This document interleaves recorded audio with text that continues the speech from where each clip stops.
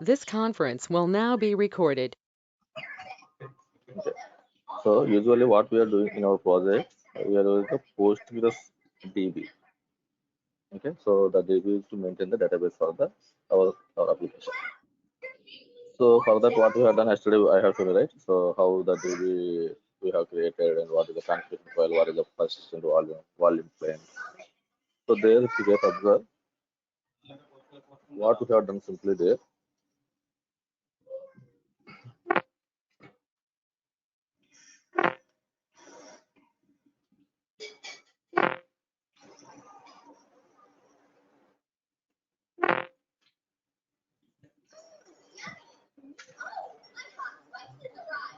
I have changed it. In the image section, we have taken the Postgres SQL image, which is available in the community, not our any custom image. It is a straightforward image from the community like Postgres 10.4 we have taken. 10.4 is the version actually. I have changed it yesterday night only. So that is the reason we are not seeing that one. So the so what we are going to get is whatever the image will be having the configuration, the setup everything with the default only. We don't have any our own configuration. So simply what we have done here there is we have created our own databases in the DB. Then we started using the database by providing the authentication like username and password, something like that. So if you remember, if you get remember, I going to show you in the config method like this. This is the DB username and password. So taken the database, Postgres database from the community. Then inside the database, we are creating our own databases as part of the service. Then to connect the database, these are the authentication details. That's it. So now our performance team wants to have some kind of improvement on the database. So if they want to see the improvement means they want to have the first statistics. They require the statistics like how the indexes are performing, how much time is taking for the response. Like from the database side. From the database, they are going to see like many queries they are going to execute. They want to see the results so that they can come to like which one is like from which area the database is not working as expected. Right. So to see that thing, they record the logs. They record the logs and they record the statistics. Instead of logs, they record the stats. So now by default, this Postgres is not providing any statistics. For that, they ask us to set up a plugin, a extension called PG underscore profile. So now this is a external plugin which we are not going to get through the default image. Default image, what I mean to say is the community image. Right. So now this PG profile will not be available. So then this is our duty. DevOps duty is to such kind of request will be comes to us. Then by that time we need to provide the support to them. So now this DB people looking for the PG profile in the databases. So now here something like this. Postgres SQL AWS and here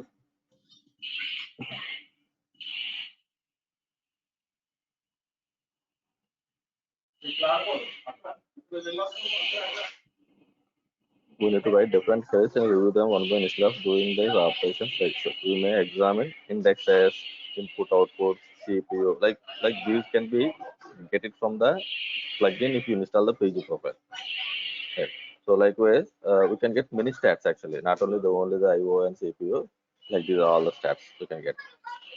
Schema objects, query statistics, IO schemas, user functions, like many options we are going to get with the extension. So now those guys asking for this plugin actually.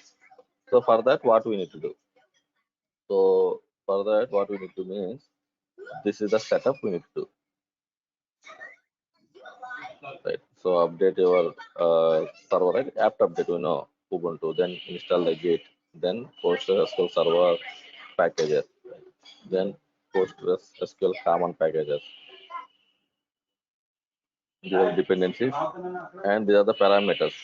Parameters are nothing but these are the DB parameters which we need to modify these parameters. Then the profile, the PG profile extension, we are not going to get as a default. It is available in the current repository. From the repository, we need to clone it and we need to install it on the data in our server, remember in our container. Then this is the steps of creation of the particular PG profile extension. Create extension PG profile. Then after the setup, they ask for me to set up the cron job.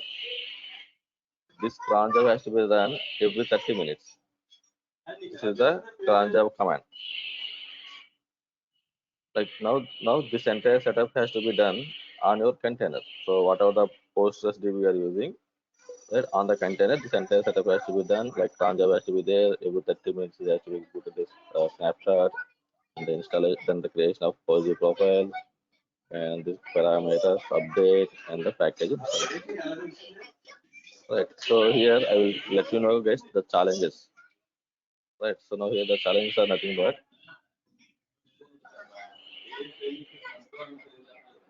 on the DB installations can be done easily. Right. So now this is the challenge actually. The parameters update. How we are going to update the parameters? Nothing but the configuration file changes. So this is the DB configuration file change. So how we are going to update it? That is one challenge for us. And this is this one, right? So this is not our Linux command. This is not a Linux command like so that you can go and run the command, run create install like you cannot use something like this. This is a Postgres DB command. Right, so you have to be logged in as a Postgres DB and user, then you need to do it. So now, right, so okay, fine. If the container is up and running, right, so here what I can do,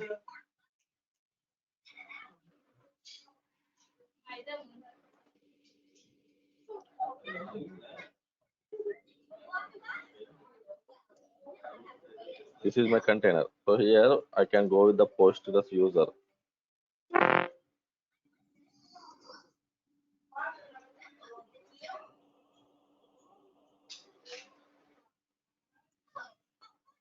You can say Postgres. I switch into Postgres user. Now I will go to the PSQL, Postgres SQL command line. From here, I can run the create extension, something like that, on the running container. But here, it should not be like that, right? So suppose if I set up here, what will happen? If the container is gone, again you have to do the reconfiguration on the new container. Right? It is not something like that, right? So because as I said, these are the status containers. At any point of time, you may lose the container. But we have a facility that automatically those will be back with our deployment strategies, right?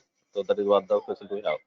So now we cannot do the installations on the configuration on the running container because there is a chance of losing the containers. So now we have to be set up the Docker image. So now this Docker image has to be taken care of. Even though you lose the container, it has to get the pre-configuration. Now what is the pre-configuration? In the database, you should have these packages and you should have the extension, nothing but the PG profile installation, and it has to be run the cron job like that. Now this is one challenge for us. Right, one is parameters update. The second one is you cannot run the create extensions directly through your Docker run commands because these are not the Linux commands, these are the Postgres commands. This is the second challenge. And the third biggest challenge is cron job. Right, so now here, if it is a Linux mission, right, try today, guys. So this is one of the classic example, right? If someone asks you, like usually they will ask us, what kind of issues you guys are facing in your career in the sense in your DevOps career. Usually this is a common question for us. Right? So what are the challenges you have faced? Let me know what are the recent implementation you have done. This is the best example. Okay. So right. So now here, right. So cron job setup. So how you are going to set up the cron job? Anything, right? You know, you think like it's not a big deal, right? But the cron job setup is nothing but simply what you can do: go to the server, cron tab -a. That is on the virtual machines. The virtual machine will be having all the packages. All the package means all the required packages as part of the day-to-day life because you are going to get the OS. But in the Docker, you are not going to get everything like the OS because Docker images are lightweighted. Lightweighted is nothing but it is not going to provide all the things which you are going to use in your day-to-day life. It is going to provide you the packages what is required for to run the minimum OS. Right, the OS has to be run. So for that, what are required? That's it. After that, whatever you want, you have to be installed by your own. That's what the Docker is. Docker approach. So now here the cron job we are not going to get. Right, then you have to install a cron job. You have to start the cron job. Service is a service. Cron job is a service. Let me show you also that one also.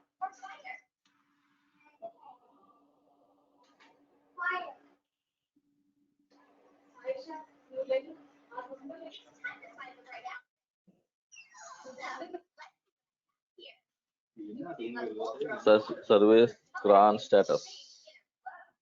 You can see here cron is running. Okay. So now here I will come out. I am right now I'm on the container. I came out from the container. Material get pause hyphen and Brierley corner.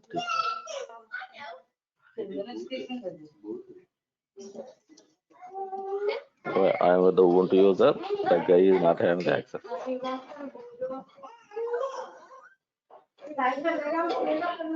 I'm switching into one from another one.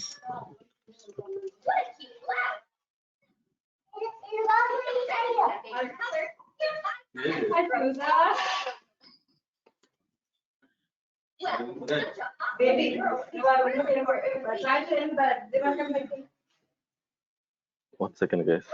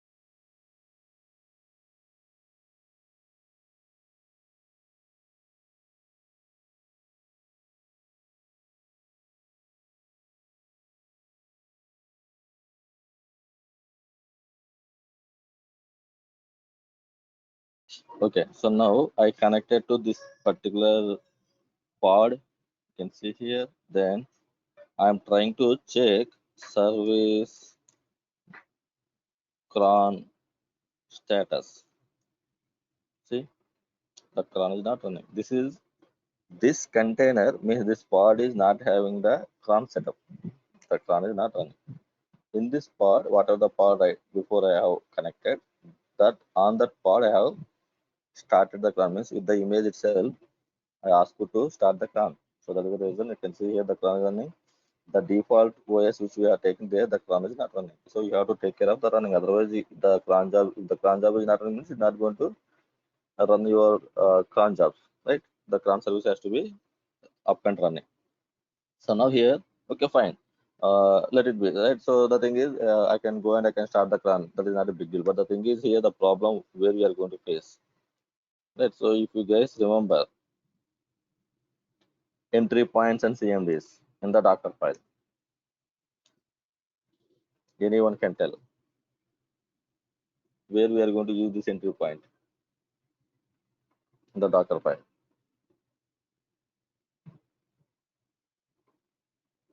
What is the purpose?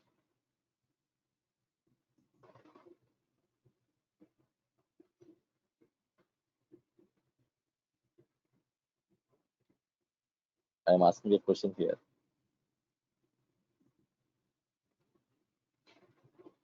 Is able to hear me?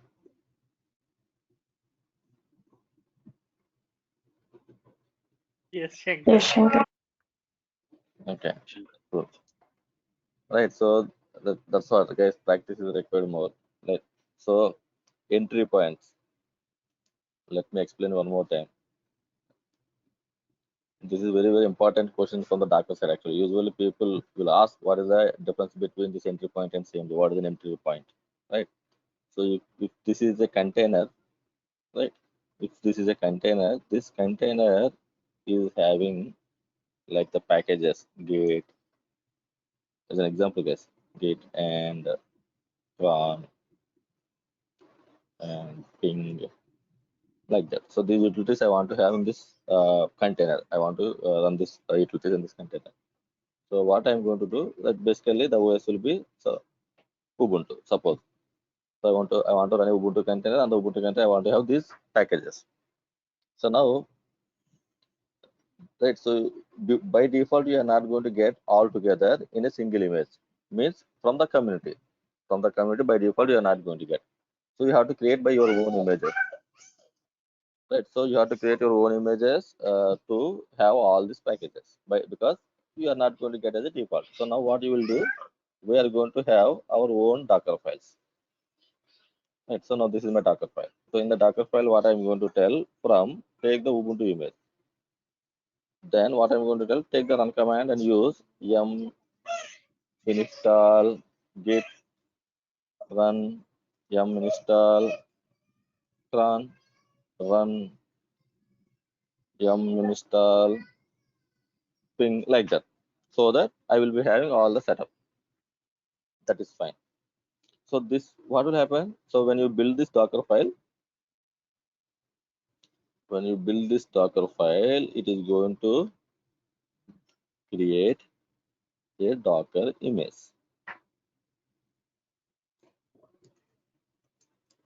Correct? So now this is our Docker file.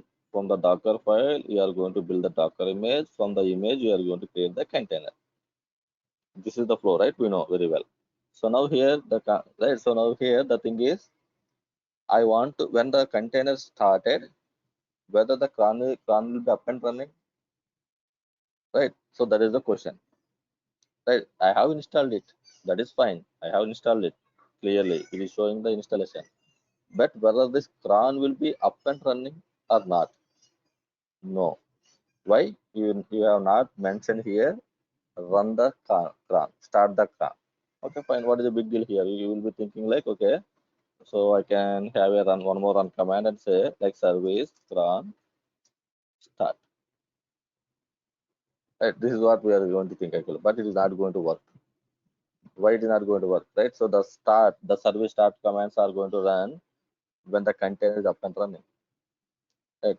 When the container is up and running, then you are going to say like start the services. So here these are the things. It is not going to up and run the container. It is going to create images, layers. The layers is nothing but what are the packages we are looking for in the particular server, nothing but the container. Those will be there, but those are not like it is not like a container. Those are like a files, snapshots. Right. So now here, whatever the service commands we are going to run, it should be run when the container is up and running. Then it will go and it will trigger the particular commands. What are the commands you are looking for here? Right. So now these commands are at the runtime of the container, and these are while building of the image of the container. Right. So that is the difference now. Okay, fine. So then what I will do? So for that, now there is a command called entry point and CMD. Right. Now run copy all are the Docker file commands which are going to use for to build the Docker images. Entry point and CMDs are nothing but those commands are going to execute when the container is up and running. That is the difference, guys. These are the commands which are not going to use for to up and running the container. It is used for to create the images. While creating the images, these will be used. But entry point and CMD will be used when the container is up and running here at this area. Right, that's what you have to tell. So now then in the okay, then I know like okay, entry point is the command in the Docker file which I can use to start my services. Then what I will do in the Docker file,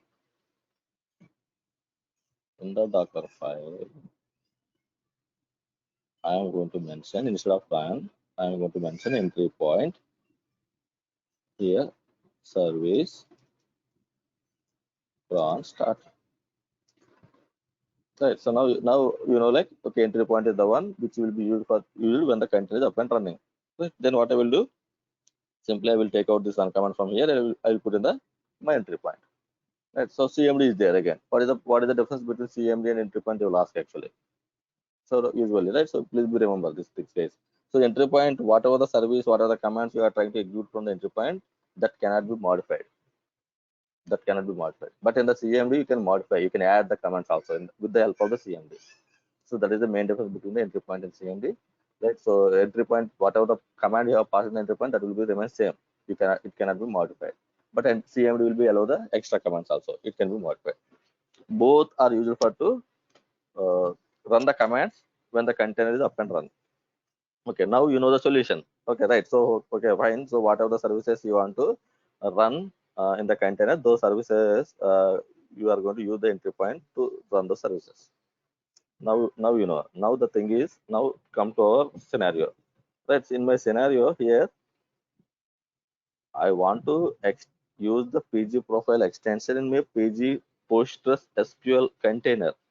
Means here there are two things. One is Postgres is also up and running. Is also means not also must and should. Postgres should be up and running. Right? Otherwise, I cannot use the database. Then here I have one more service, cron. Cron also should be up and running. Now, how many services are required? Two services are required. Right. So when you require two services, right? So if you are trying to use this entry point, what will happen? Only one you can use. CMD is to override, not for to add extra services. You can override the commands CMD. Right. So now here, if I use the entry point, if I say work Postgres, and if I say cron job, then Postgres will be overridden with the cron job. Cron job will be up and running. Postgres you cannot launch the Postgres. If I use both Postgres and as well as cron in the same Docker file, it will be overridden. Right. So now two services you need to run in the container. That is the biggest challenge here. Right. So now you know entry point or the CMDs you can use to start or to work with any services when the country is up and running. We can say go and execute this one. But when I want to handle multiple services in the same container, that is a challenge for us. Right. So now here these are the challenges actually. Right. So installation is the easiest one for us, and here configure the parameters changes is the one challenge for us. And GitHub is not a big deal for us. Git clone directly straight away is a Linux command you can use. But here the Postgres commands which you need to run. That is the one challenge, and this is the biggest challenge. You have to run Postgres as well as cron job also on the same container, right? So now for that, what I did. So for that, what I did here is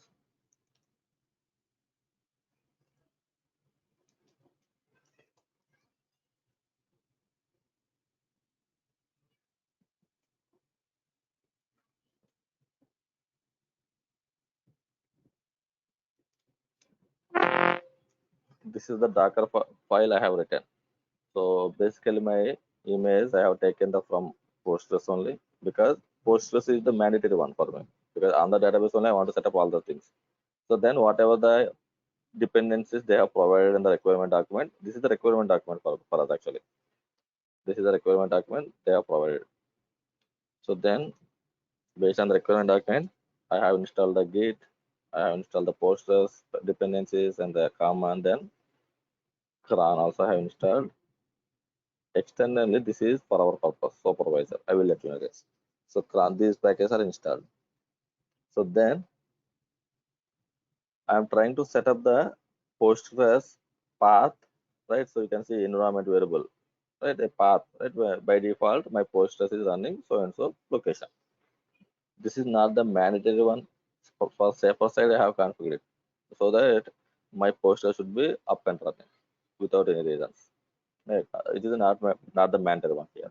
So then after the Git is installed, right? I am trying to clone the repository. What are the repository they have provided in the requirement document? That repository I have cloned it because the PG profile is available in the so and so repository. Then see pg profile, once I cloned it, I went to the pg profile cd, then make install. This is the gcc libraries. So make install is the command to install the pg profile on this postgres container, on the postgres container, right? This is something. Then this is the pg profile shared. This is the what is called db command to set up the pg profile. This is not our command, they have provided for us. So simply I have taken the same command as this. Nothing but I'm trying to copy all the pg files into so and so directory extension. Installation and the copying thing for the pg profile. This is the main component for us. So then what I have done here is I have taken the Postgres configuration file.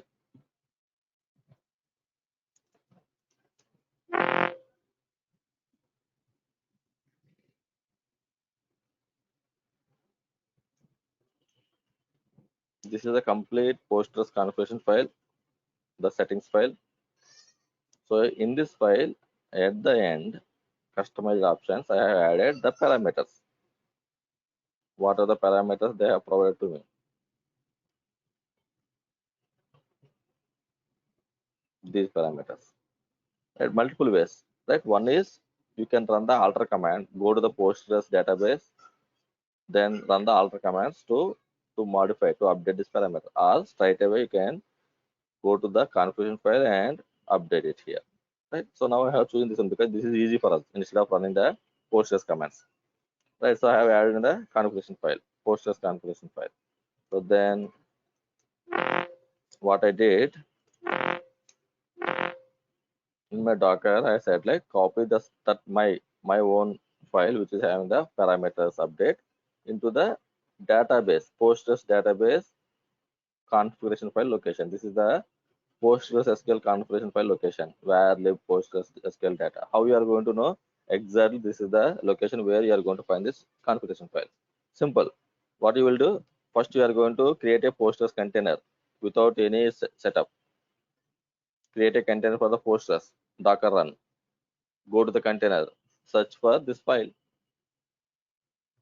Right. Find command. Search for this file. Then you will get the path. That's what I did actually. Right. I have taken the Postgres container. On the container, I have searched for the path of this file. I got the path. Then I have used it here in my Docker file.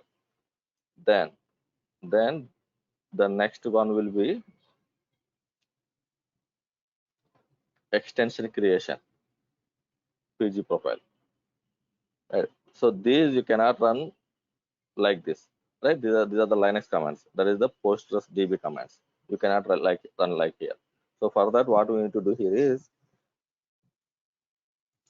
that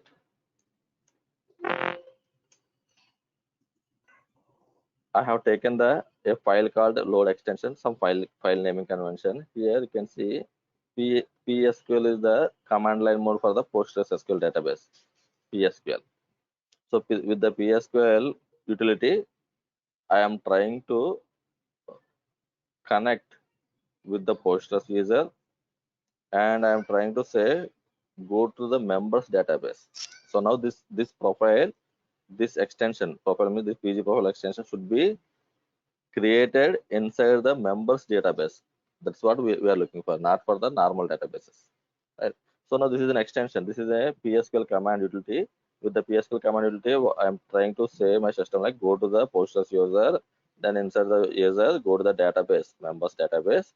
Then this is EOF. EOF is a command in our Linux, nothing but you can execute multiple lines in a single shot, like a file. You can execute like a file, even though it is not a file.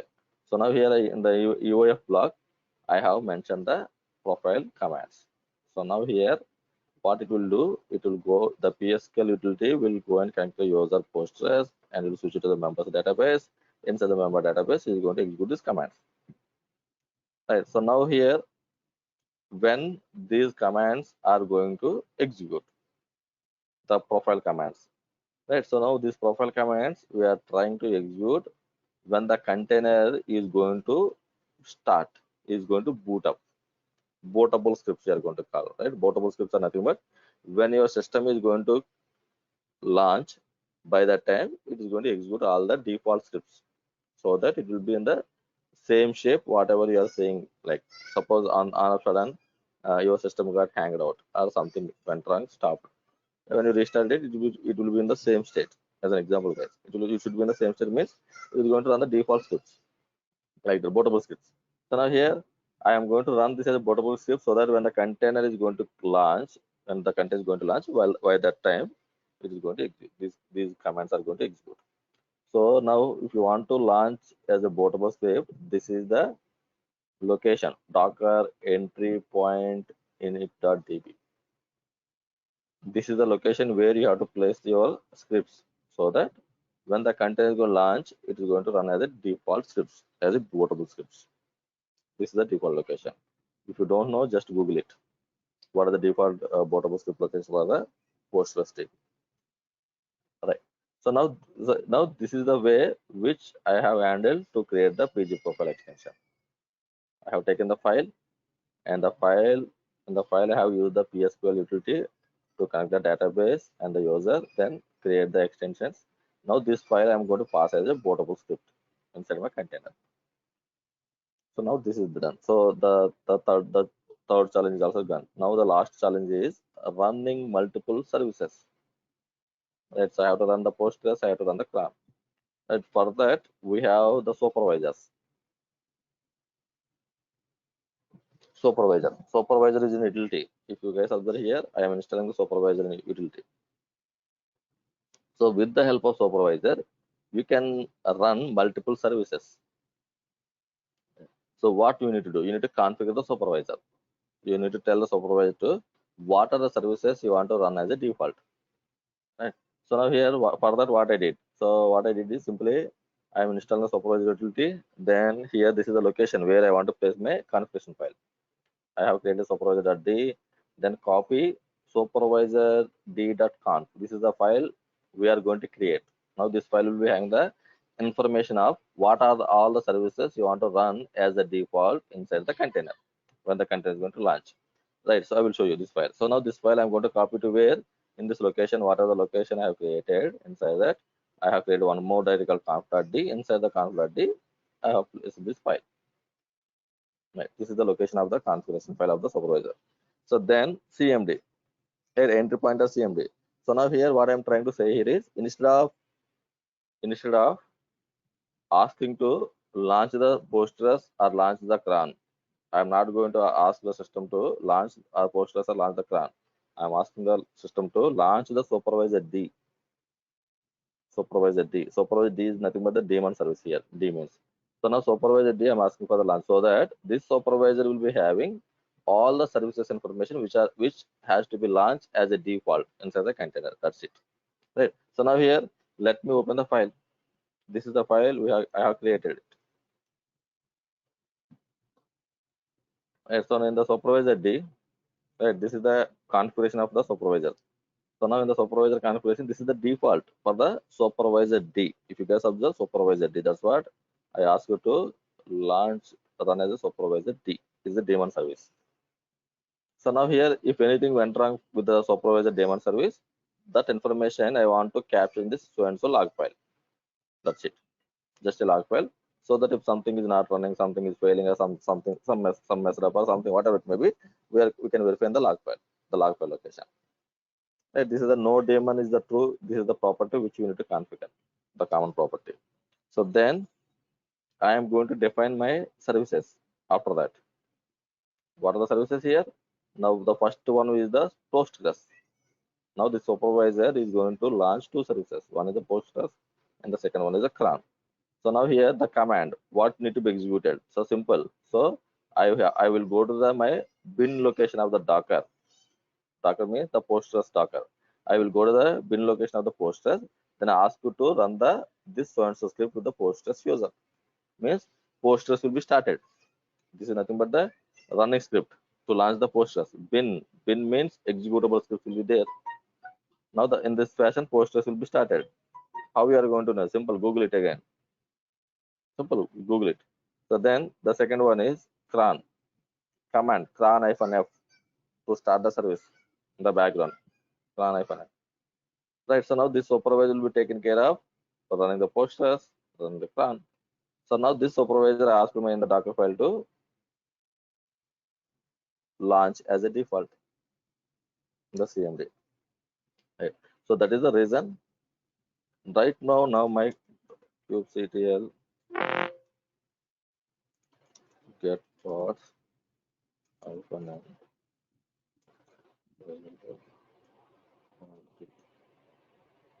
So right, so let me open one of those things. Right, so let me connect some other anything is fine. Kubectl execute hyphen n. In all the DBs I have placed it because this is our requirement actually. Execute hyphen it, then hyphen n where loop db. Right, right? Execute means connected to the containers. So now here I switch to this particular communication DB. Right. So now here cron tab hyphen L. I am with the root user. It should be the cron job should be set up on the Postgres user, not on the root user. Again here it should be on the Postgres user, not on the cron job. Sorry, root. So now here you can see cron job is not on the root. But I think I forgot to show you the cron job, right? So I will show you that is also. Right. So then SU Postgres. I am going to switch to the Postgres user here.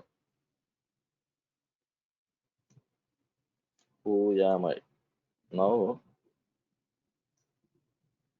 who am I? Postgres user. So now here, cron tab hyphen L. You can see cron job is configured for the 30 minutes. For the user, Postgres perfectly set up. Then I am going to switch to the Postgres command line utility, PSQL. Now I switch to the Postgres. So then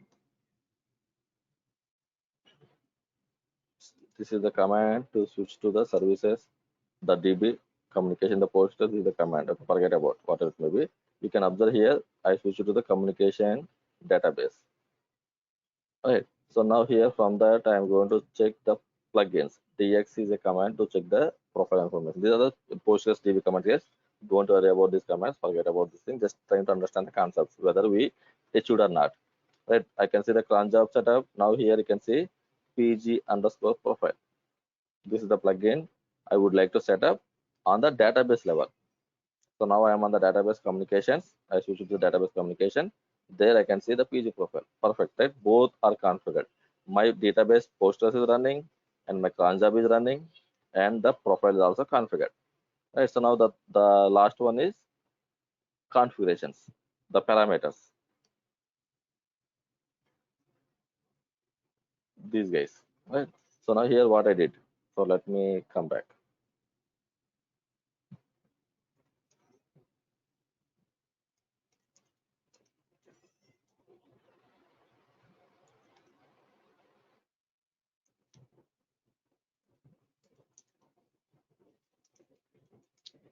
Right, service cron status. Right now my Postgres database is running and my cron job also running. Both services are. Who is handling here? Supervisor. So then this database is configured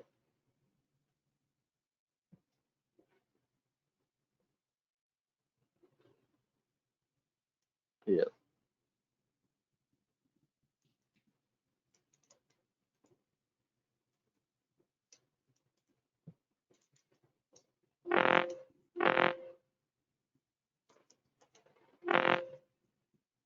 So this is the configuration file.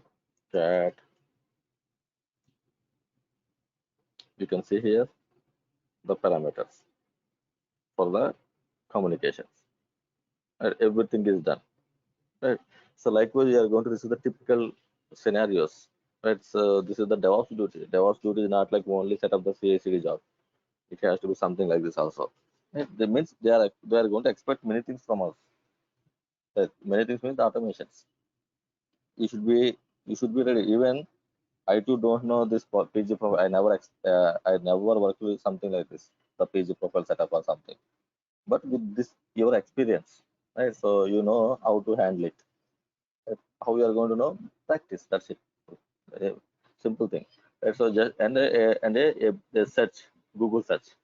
That Google, without Google, we guys are not able to work anything, right? Not only the DevOps, everyone from the IT team. That's a perfect Google search is required. That's it. Right. So like this is the example, guys. You guys can explain this scenario in your real, I mean, in an interview. That's it. They will accept it blindly, right? So this is the perfect real-time scenario, right, guys? Now let's switch to our project. So yesterday we are facing an issue with the sonar cube. It's very simple, a silly mistake. I did not observe that one. Let me show you.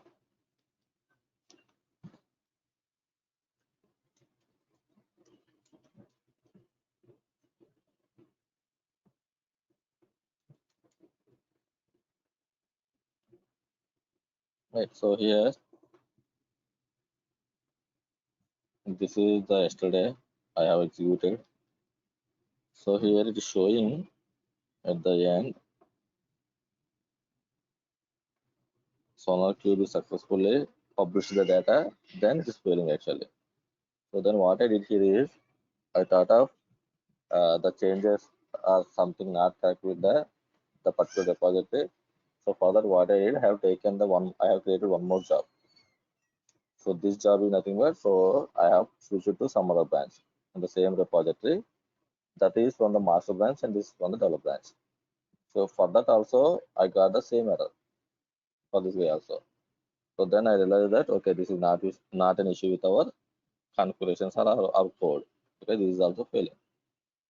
Then when I see the complete log properly, there I found that, so this link, whatever the link it is referring, here you can see there are two slashes. So that is not able to understand by our Jenkins. Right, so here why the two slashes are came means when I'm going to set up our Sonar Cube, manage Jenkins, right? Integration, configure system, and in the configure system here, when I'm going to set up the Sonar Cube stuff, I have given the backslash, extra backslash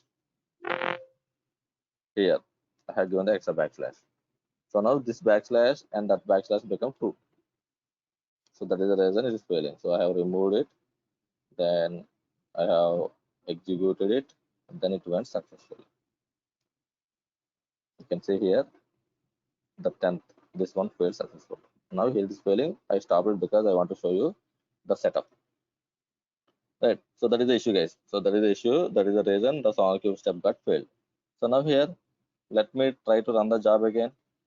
Build now.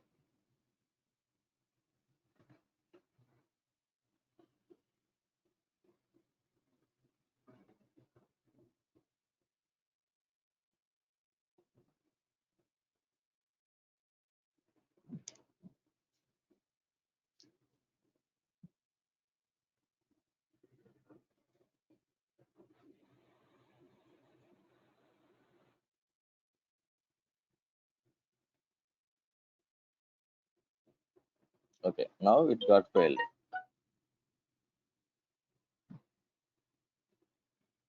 Right. So here you can see our SonarQube is successfully validated. The quality gate is okay. Now here the thing is it is failing here. Docker build. Right. So what it is saying, cannot connect to the Docker daemon. Is the Docker daemon is running? It is asking a question for us. Right. So let's go and see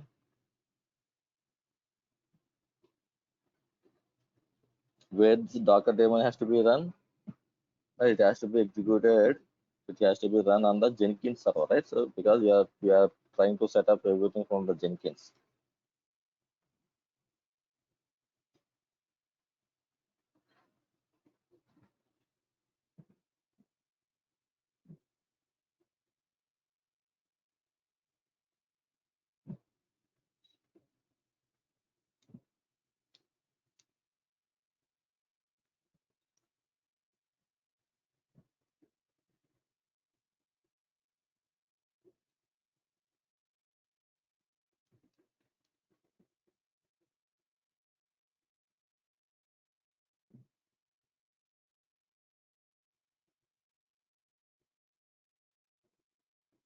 So take the Jenkins and connect to the Jenkins and see whether the Jenkins in the Jenkins the Docker is running or not.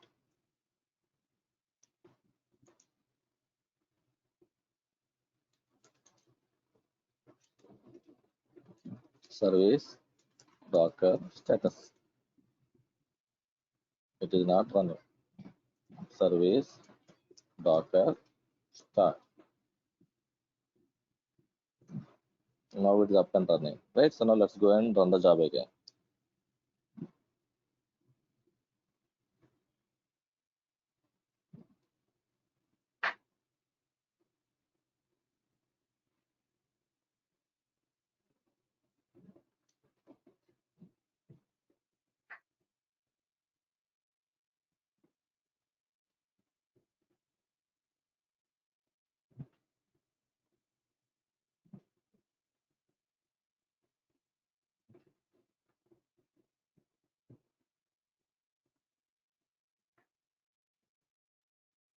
Right. Again it got failed. Let's see. Now what is the issue? And now it is not showing that Docker daemon is running or not. Now it is showing permission denied. Right. So now here it is not having the sufficient permissions to build the Docker image.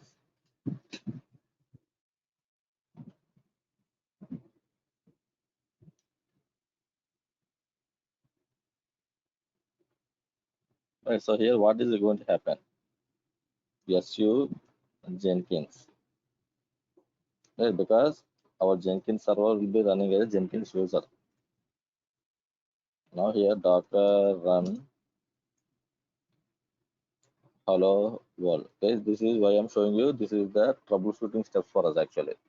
Right. If something failing means don't sit like that. Let's try to troubleshoot it. Right. So now here I'm trying to troubleshoot. Right. So here it's saying like permission denied. So permission denied means your Jenkins is not able to execute this build command, Docker build command. Right? Jenkins means Jenkins user. On the Jenkins server, Jenkins user is not able to execute the build command. So for that, what I'm trying to do here is I'm trying to run a Docker run. See the same error I'm getting. Get permission denied. Right? So now here the guy is required. The guy requires the access. So it's simple. Right? So here you need to add the Jenkins user into Docker group. Right? That for that there is a command.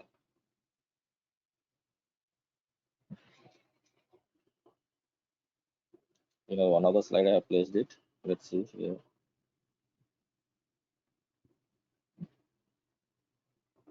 This is the one. Create a Docker group and add user to the Docker group. This is the step which we need to do. Right. So here I am going to take the command. I will go to my Jenkins. Right now I am with the Jenkins user. So that is the reason I am running the command straight away. User means you will get the Jenkins. Otherwise, give the Jenkins here straight away. If you are trying to run this command from the root user. If you are trying to run the command from the root user, you need to provide the Jenkins user. On the same user, if you are trying to run, then yes, absolutely fine. You can go with that. Right. So now here, this Jenkins user is not having the sufficient privileges. That is the reason is asking for the password. Means the Jenkins user is not having the admin privileges to do this. So now what I need to do here? Simply switch out from here. Right. Now here, take the command and Jenkins. Now I'm going to give the Jenkins user because I'm trying to run the command from the root. Perfect. Right. So now go to the Jenkins user. Who am I? Now Docker run hello world. See whether it is going to run or not. Perfect. Now the Jenkins user got the access to run the Docker commands. Simple way to add the guy into the Docker group. Right. So now let's run the job again.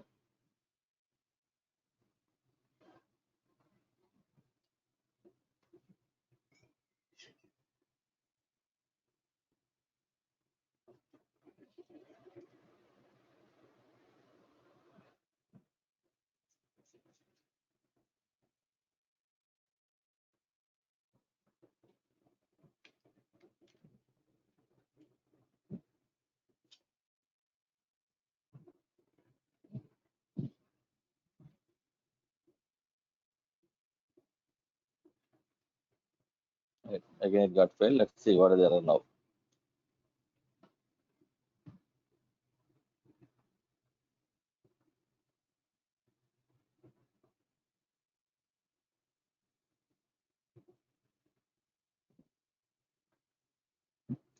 It should run now, actually, right? So because I have fixed it.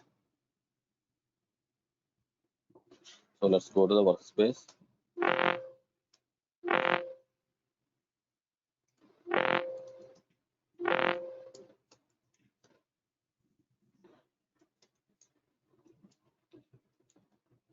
Right. So I'm the workspace. Then my job is G O L micro deployment. So here from that, actually, this is the GUI part and this is the CLI part. So now from this, I'm trying to run this command.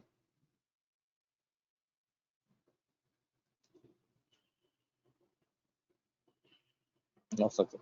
So here it is not having any issue. You can see, right? It is able to build the command, build the document. Fine. So now here, what I will do, I will run the job again and see.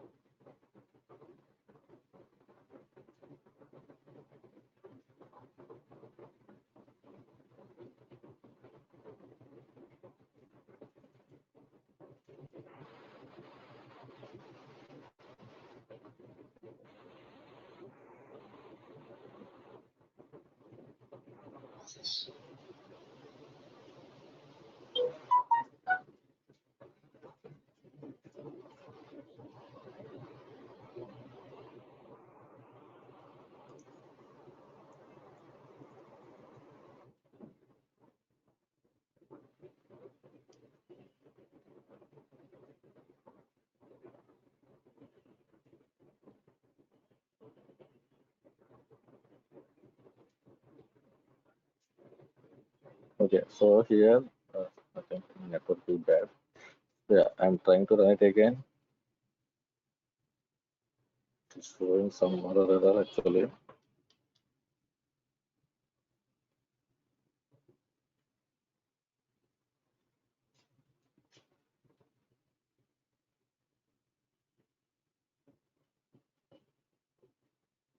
Right. So now here you can see now the Docker image building is started from Tomcat, so and so. Now here this is the image building steps. Then here finally successfully built, successfully tagged. Image also tagged. But when I'm trying to push, when I'm trying to push, resource is denied. I'm not able to push it. I can build the image locally. Locally means on the Jenkins server, but I cannot. I'm not able to push this image into my Docker hub. Let's go and see first hub.docker.com. Okay, before going to that, I will like to show you. Yeah. So here, after adding the user into the group, still I have faced the issue.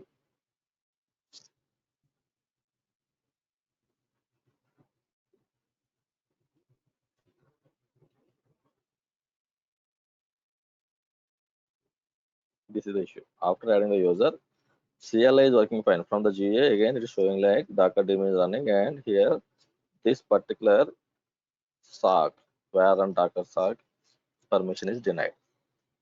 Right. So for that, what I did here is for that where run Docker sock, I have given the all the permission 7777. This is a directory actually. So for that, I have given the entire permission. So now when I give the permission, then it started working. That's what the other step I have done. So then, and now in the current build, so image is successfully built up and but not able to push into Docker Hub. So now here I am trying to go to my Docker Hub, hub.docker.com, and here game of life is the image. So if I go to the game of life image, so here I can see there are the latest is 9th image. 3 months ago I have pushed it. Right. So game of life image. Here if I go to my Jenkins,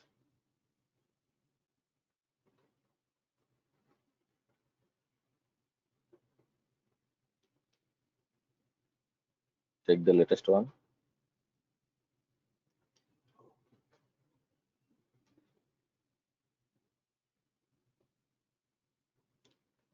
Game of life image 15.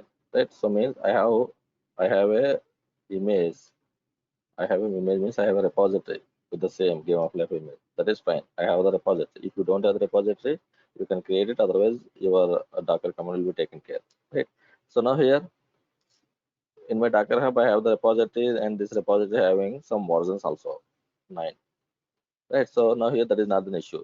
From the Docker Hub, it is not an issue. So now the issue will be your Jenkins.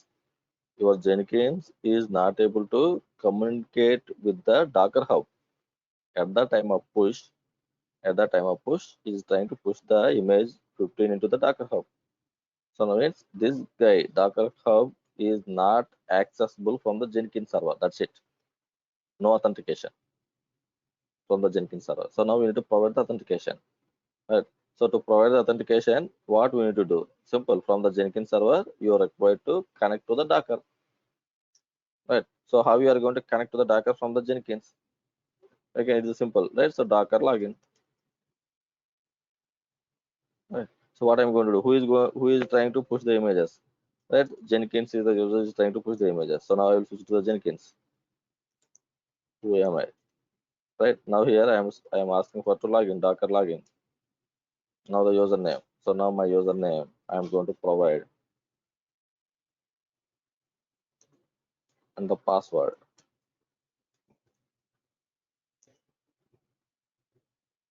Login is success. Right.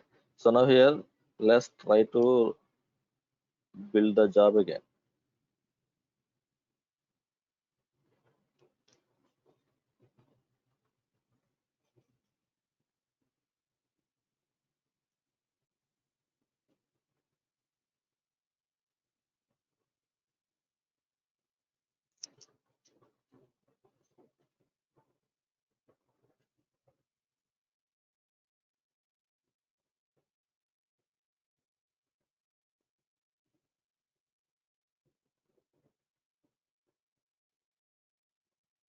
Right now the image is building here with the right now pushing image builded and also pushing, trying to push. See here, pushed, success.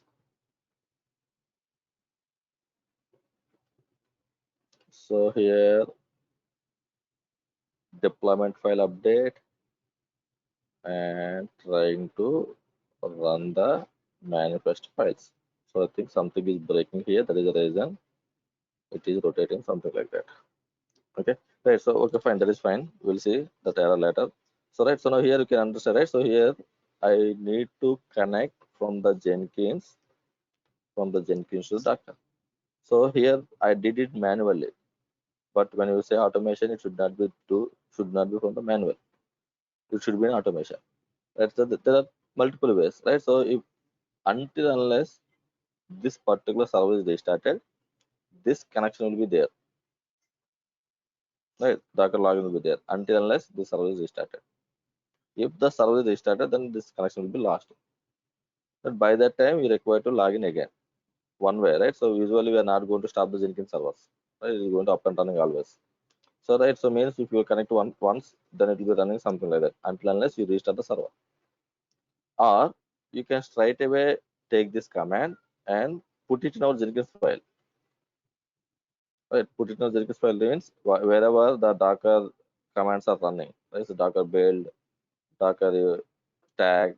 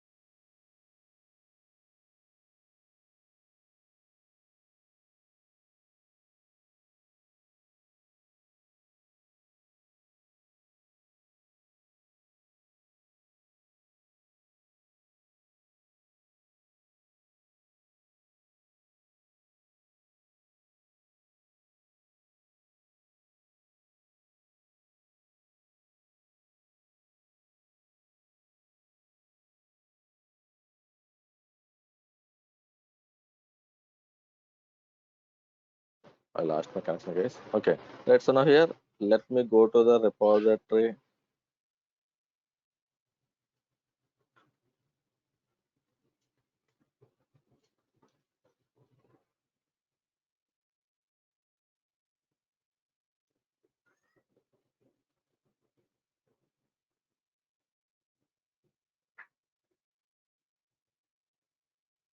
Okay, connection timeout here.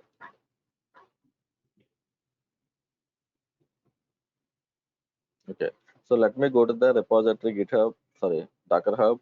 Right now, the latest is 9, 3 months ago. If I restart it, I mean to say refresh it, then here I should see the latest image, nothing but the 16.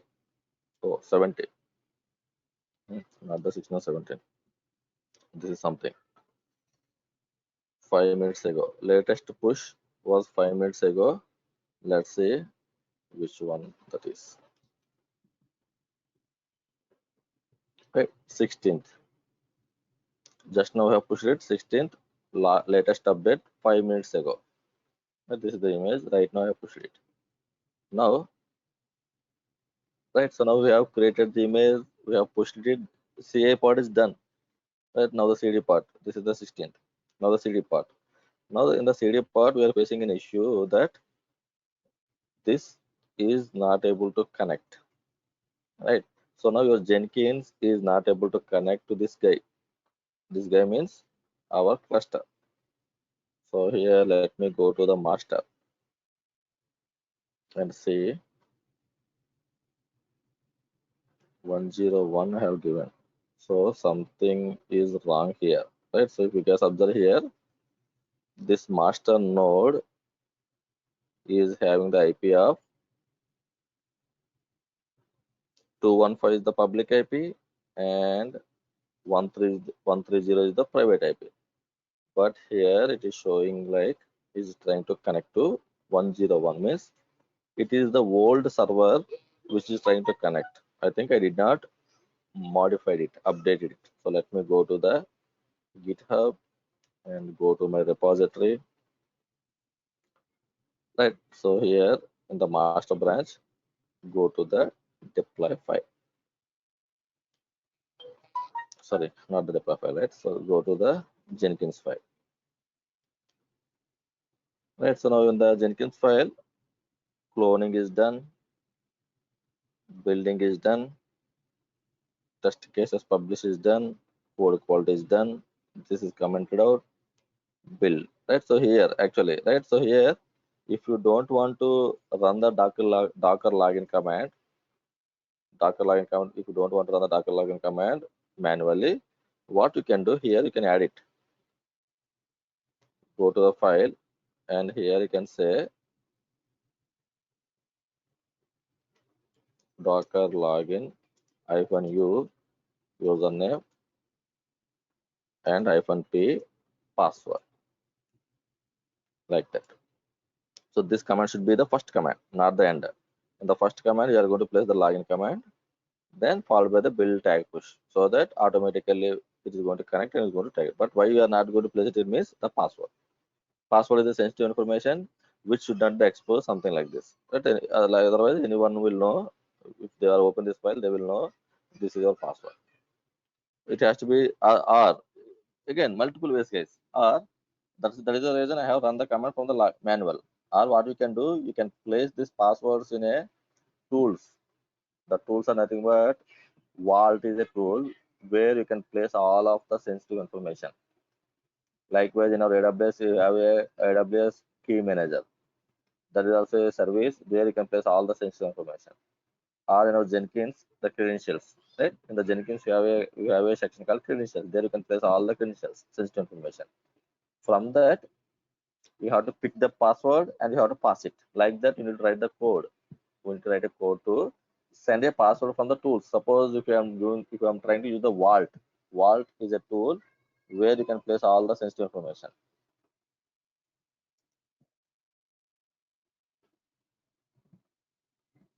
Vault by HashiCorp. Right. So you can secure stores the tightly control access to the tokens, password, certificates, API keys. So this is the tool. So if you are trying to use this tool, usually in our real-time projects, some projects are going to use such kind of tools actually to store the information. Right. So now you need to integrate this tool to Jenkins. Then you need to pass the password information from the tool to your password, this property. Or if you're using the Jenkins credentials, take from the Jenkins credentials and use it like that. Because this is the sensitive information which you should not expose, something like this. Right. So or if you don't want to go in such a situation, then this is the process. Right. Go and log in. Right. As I said, until unless Jenkins is restarted, it is not going to impact. Right. If sometimes if the server is restarted, then what you will go manually will log in it. One time job, right? So like up to us how we are going to handle it. Then this is one thing, and then here I am going to connect my server, right? So this is 101, it is pointing, but my master is not the 1 to 1.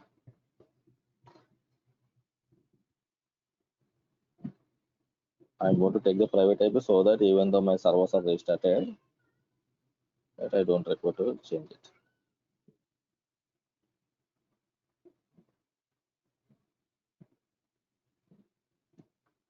Right. So now here what I'm going to do,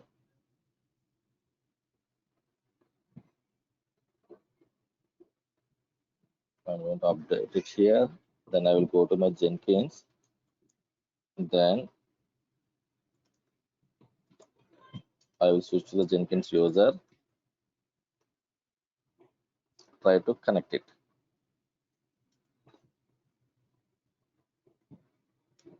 Yes, successfully connected to my master. Right. So now here exit, confirmation. That's it.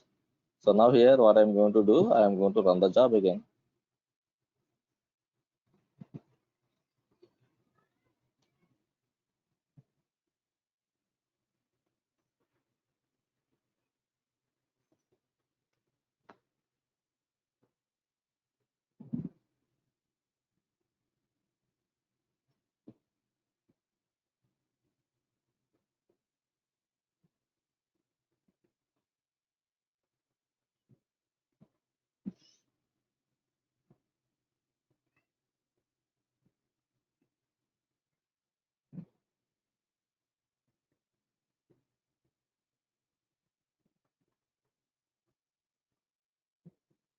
Right, you can see here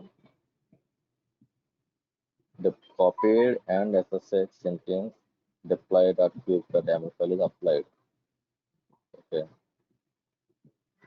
Okay, think here again the problem, right? So I did not change in other sections actually, other commands.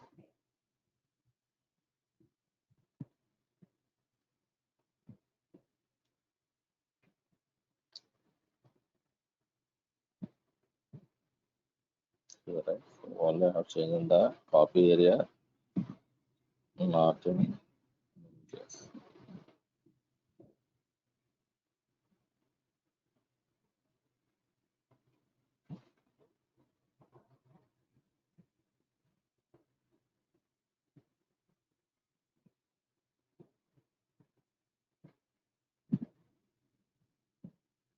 We're going to file it.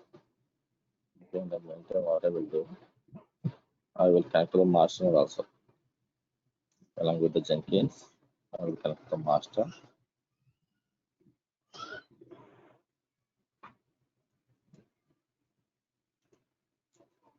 kubectl get pods. Right, so as a default right now we have app v1, app v2, something like that, and the nginx. Right, so now here if I go to our deployment file, right, so let me go to the deployment file, not this one, right, this is the Jenkins file. Deployment file will be our manifest file.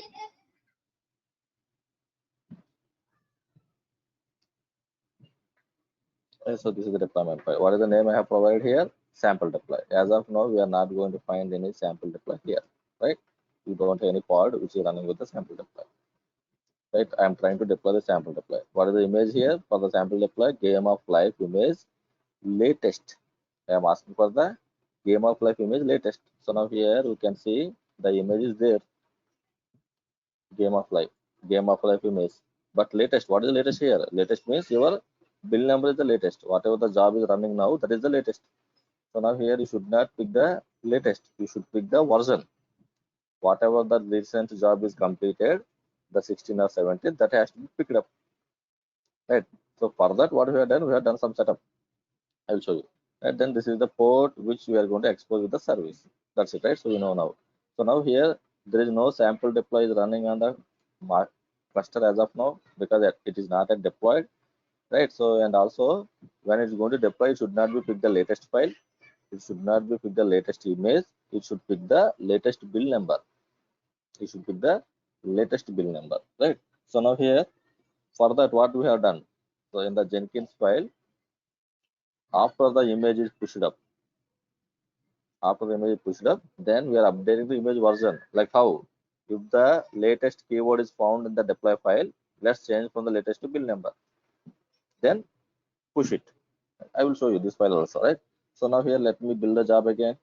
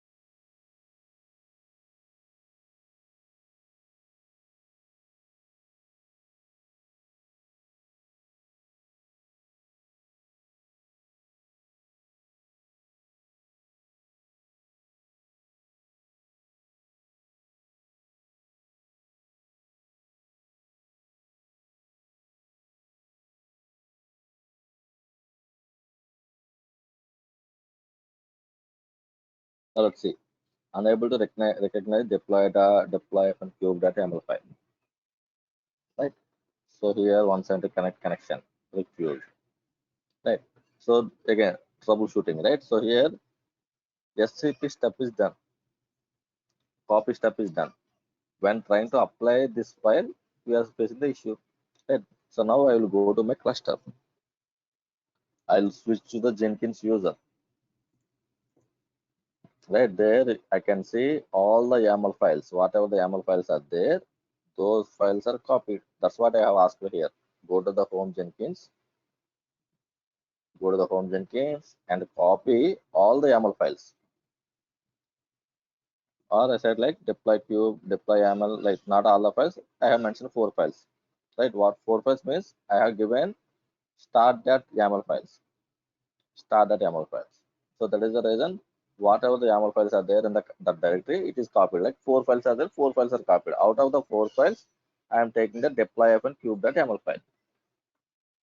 Right? Yes, perfectly fine. Deploy and cube.yaml file. I can, if I open the file, deploy and cube.yaml file, now you can observe here the image version is pointed to 18.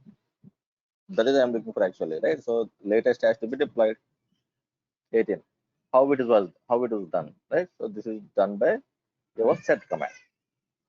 What the set is done, it went to the deploy from cube.yaml file. It went to that file and it searches for the latest.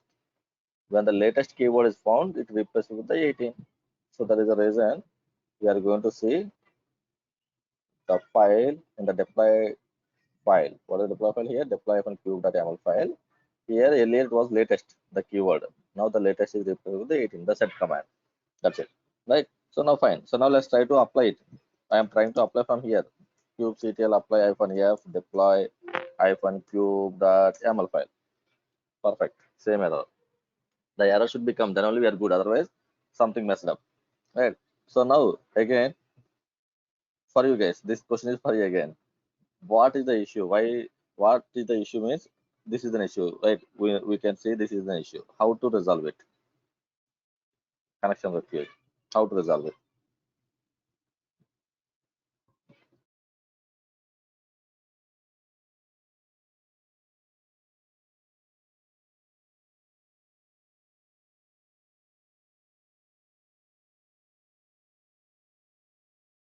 Able to hear me?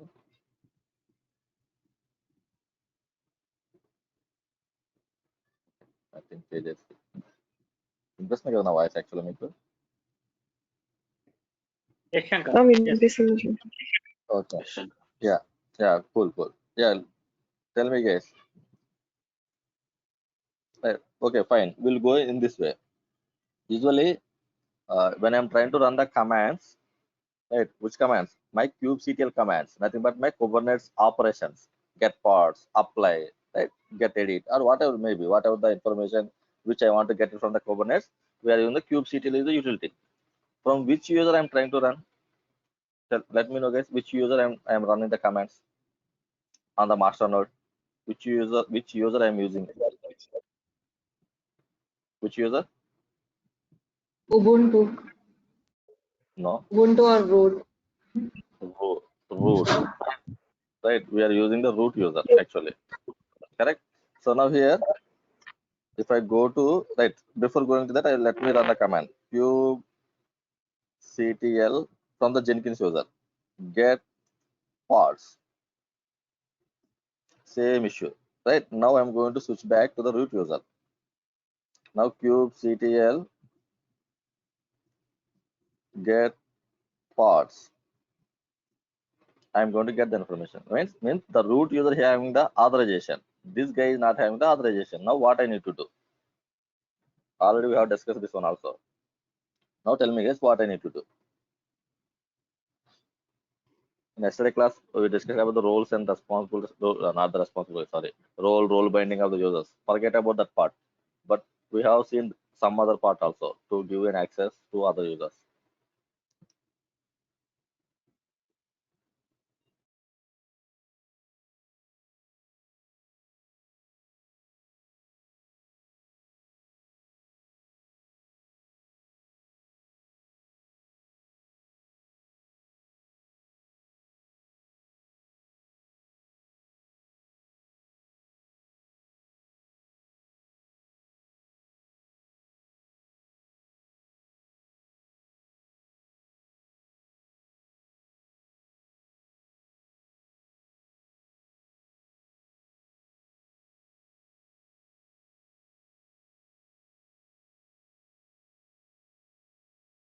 This is the step.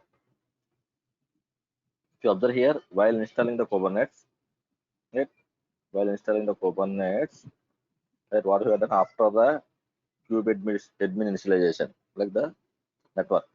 So then I am trying to create a cube directory of the home means of the current user, right?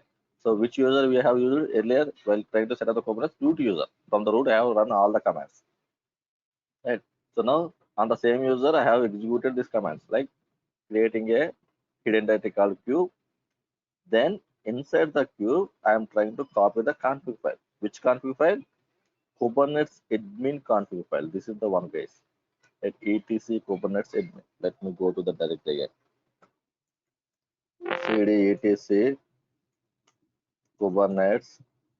You can find there is a file called admin, cat admin.conf.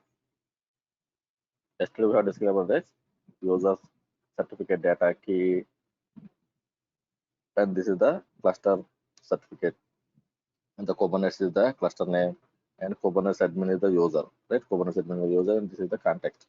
That means we are trying to use the Kubernetes administrator root as a root in the Linux. Here, kube admin is the administrator, right? So he will be having all the privileges.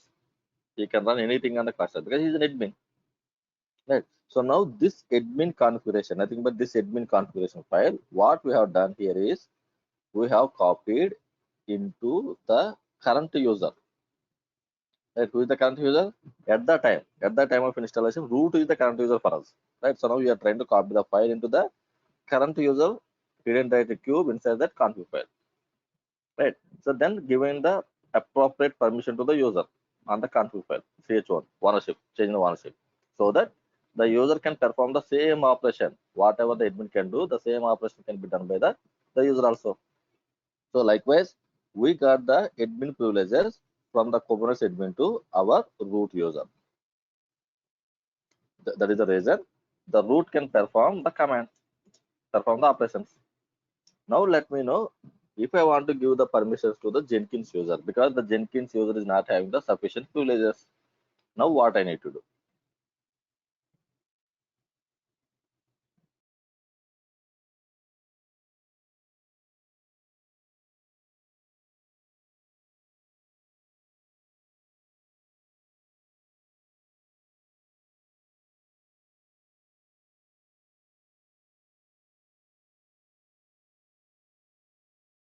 Hello, Shankar.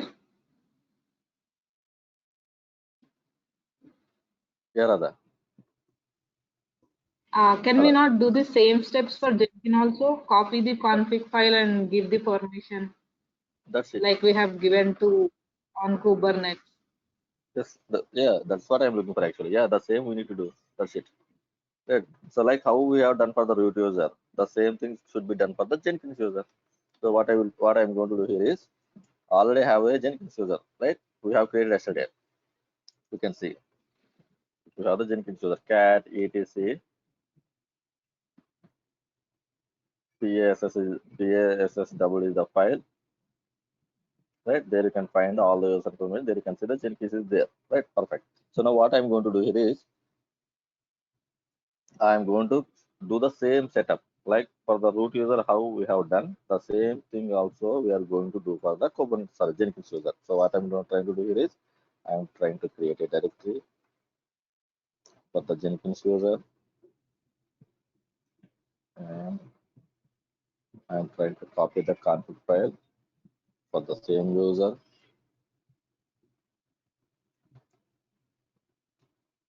So here the problem is Jenkins user not having the admin privileges. So that is the reason this copy step is not allowing for us, right? So you can do it in different ways also, right? One is exit, go to the root, vs sudo, right? Vs sudo is the source is the file. There you can do, there you can add the Jenkins user.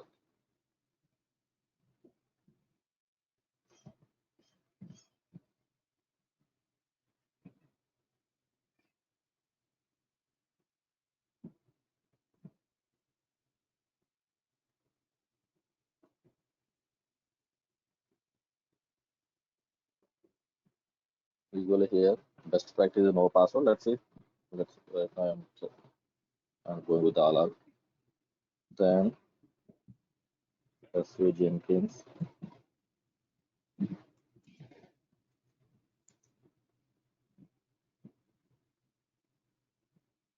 So now try to copy the command again. Jenkins. Right, so here you can see that is copied. So now here the next step will be the permissions.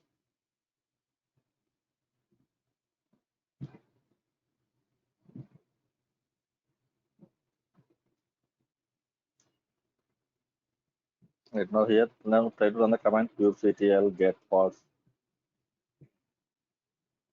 We are getting the information. Kubectl get nodes. Perfect. Right. So now here the Jenkins user got the privileges. Simple. The same thing, right? Whoever wants the access on the Kubernetes cluster, that guy for that guy requires the authentication. The authentication means the certificates are required. So now what we are right now what we are doing here is simply the admin configuration. We are taking it and we are copying it to the user. But in the real time, it should not be like that. You should not give admin privilege to everyone. Right. So for the users, we are going to give the restricted permissions, like they can fetch the information, but they cannot do any kind of modifications. That's where the users roles role binding. That's a class, right? So that's where we are going to create the users. Then we are going to create the roles. The roles we are going to bind it. Then the users can do only limited operations, not the all. But here, the Jenkins, it is the Jenkins is not a man like a human, right? We are going to create a user for our CI/CD. For that, we require this admin privileges because many times we are going to do such kind of operation like reverting back, the rolling updates, right? Sometimes we are going to delete it. There are many operations we are going to do with the Jenkins user. There you require this admin privileges. Right, so now we got the admin privileges to the Jenkins user. Now let's go and run the job again.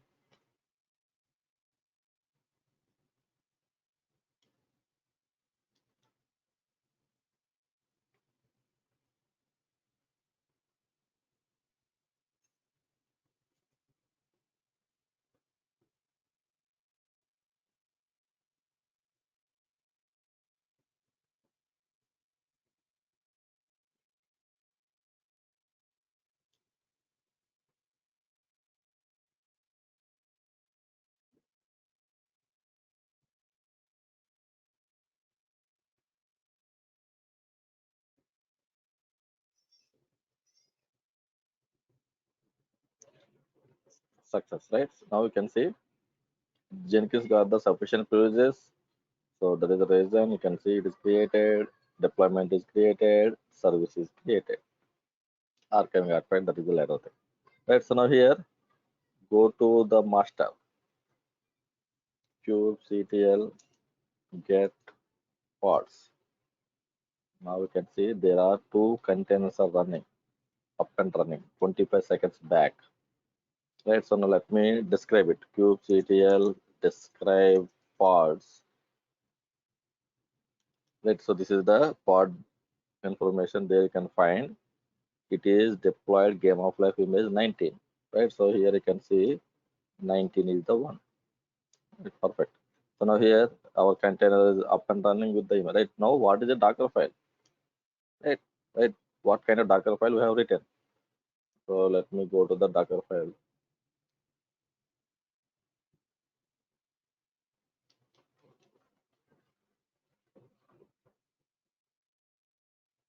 This is the Docker file.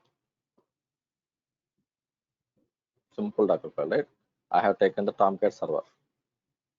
Then here, this is an argument to pass input Docker. Let's leave this one is not required right now. This is the main stuff. Then here, I switched my Docker working directory from the default to user local Tomcat. Then what I'm trying to do here is I'm trying to copy my current right dot from the current directory. Right? What is the current directory here? In my Jenkins, wherever the jobs are going to execute, where live Jenkins, workspace, right? This is workspace and this is my job actually. Game of life, CD, game of life, micro deployment. Right? This is the current directory. from the current location, go to the game of life web. Where is this is? Go to this directory, and from the directory, go to the targets. This one, targets. Then from the directory, pick the game of life war file. This is the latest war file. Copy into user local Tomcat. Inside that web apps, right? Tomcat, for the Tomcat web apps is the deployment location. I ask you to copy it. Right. So now here, what advantage the Docker is? You don't require any Tomcat setup upfront. For our monolithic application, what we have done, we have created Tomcat servers. Tomcat instances we have created it with the help of Ansible, right? Ansible scripts are written. With the help of Ansible, I have created the Tomcat servers. On the Tomcat server, with the help of Ansible playbooks, we deployed it. Monolithic way of deployments, microservices. You don't require to do anything because you will get the images. Whatever the web servers, what are the app servers, what are the DB servers you want to use, you don't require to set up upfront. Simple. You need to take the particular image of the particular server, like web server, app server, DB server, then use it. That's what I done. Right. So I have taken the Tomcat because I want to deploy to my Tomcat server. Then inside the Tomcat, I know this is the web app location. Now what I'm trying to do, I'm trying to copy my war file into that location. Right. So now here, how to access it? Right. To access the Tomcat server, how to access it? Right. So here, go to the Kubernets, kubectl get svc. Right. Svc nothing but service object. Here you can see sample svc. This is the service I have created for my sample deploy. Kubectl get deploy. This is my deployment. Right now I have done for the with 2 replicas. Right. So this deployment, for the deployment, this is the service object, sample svc. Now the service object is type is node port, and this is exported with the 3005. Right. So now here, just go to the browser, and first, before going to the browser, let's see this guy is having the security group ports, like, sorry, this guy security group ports are open or not. Let's go and verify first. If the guy is opened with the security group, then just try to access the application. Action, inbound roles. We have opened it. Fine. So now here, simple, what you need to do, you can take node port means you can take any port, any node port, sorry, any node IP. Either it can be master, it can be slave, or it can be slave 2, right? So let me take the master, and here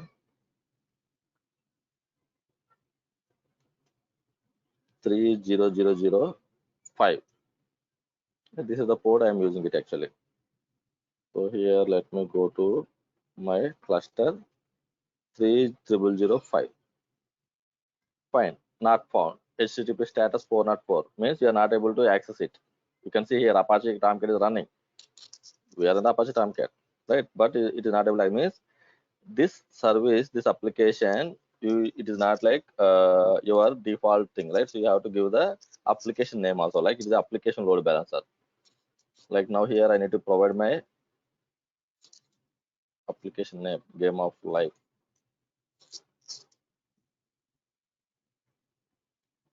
Welcome to DevOps game of life. Right. So now you can see our application is up and running on where? On the Kubernetes cluster. Inside the cluster pod, a Tomcat pod is running. Inside the Tomcat pod, my Tomcat container is running with the port 3005. Right. So now here with the help of our Jenkins setup and the Kubernetes and the Docker and the SonarQube, with all the tools setup, we have done the CI/CD for the microservice application. Right. So now here, let's see the changes again. Right. So if you want to see the changes, what I can do here, simple, go to the repository, just change the heading. I'm going to change it, right? So here, to see the updates, so I will go to the master branch, and here somewhere, right? So where it is, game of life web source main web app web inf JSP. This is the file home.jsp. So now I am going to modify this file. Just I am going to change the heading, right? So somewhere we are going to find the heading, right? DevOps. Here I'm going to change the Shankar scheme of some name. So now I'm going to save it. Now you know right the webhook setup and everything. I am not going to show the setup, right? Automatically the jobs trigger. So we need to set up the webhooks and other stuff, right? So now here, once my update is done with the help of webhooks, your job is going to trigger automatically, right? So now here I'm going to trigger it manually because I have not done the webhook setup. So we build now.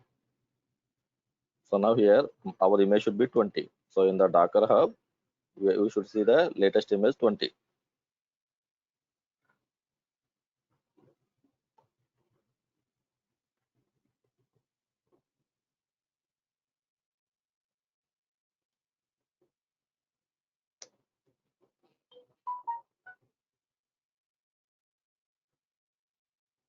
So our game of life Sonar Cube also you can see here. Right, so now here done. You can see here, observe it carefully. Deployment, you can see configured, means updated, but service is unchanged, means we are not done any changes to the service object, right? Right, because you have to use the same service always. To access application should not be changed, something like that always. It is not a continuous integration continuous deployment for the service. Only for the deployment it is a continuous integration deployment, because for every change we are going to create a new image, right? So here, if I go here, I am going to search for the game of life here, and in the game of life section, right? So click on the all. You can see here 20, 19 and 20. Just now we have pushed it 2 minutes back only, right?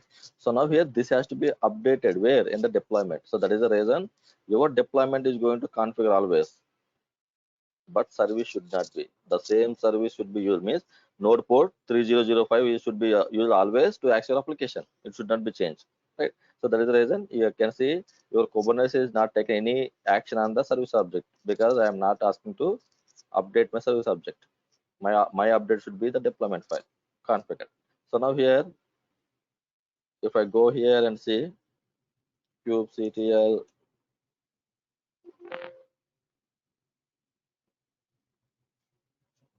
get pods, 96 seconds just now, right? Just now it is deployed. So if you want to confirm it, kubectl describe pods, and if you go up somewhat, there you can see the image information 20th, the latest only it got deployed. So now simple, what you need to do for the verification, just refresh the page, that's it. Shankars deal done, right? So automatically the version got updated, version v1 to version v2, right? So here likewise, continuous integration, continuous deployment. When there was a change, the change will become as a Docker image. When the change was pushed to the GitHub, your change will become as a Docker image. Now the Docker image will be pointed with the build number as a version. So now the same version we are going to deploy into the cluster. Simple, that's it, right? So now here something is broken, then immediately I need to revert it. That's what the Kubernetes advantages, right? You don't require to do such kind of manual steps and process to revert the changes back. Simple, hardly is a 1 second job for us or 2 second job for us. Just passing an instruction. What is the instruction here? kubectl. If I go to the kubectl, there I can see deployment commands rollout. kubectl rollout -help. Right, so here you can say undo to the previous. Now kubectl rollout undo help. Now you are going to see the example, right? kubectl rollout undo deployment ABC. This is what I'm looking for actually, right? So here what I will do, kubectl get deploy. Now what is deploy? My deployment name is sample deploy. So what I'm going to do, I'm going to take the kubectl rollout and slash sample deploy rollback. That's it. So kubectl get pods. Now old pods are terminating, new pods are coming up. If I go to my application, if I restart it or try to restart it, you can see DevOps. How much time? It's seconds. Advantage with the Kubernetes clusters, right? So that's what the Kubernetes advantage, right? So now here I have done the manual step, right? I have done the manual step of rolling back, but in the real time, you should not be run the manual commands to roll back it. Right? But in the real time, that's what the process is, right? So if something is failing, means immediately I need to revert it. If everything goes fine, go right, go proceed further. Otherwise, revert it. Now you know how to update it, how to revert it, right? We have seen both the things, right? How to update an application, how to revert it. Just you need to make it as an automation. That's it. You need to set up as a process.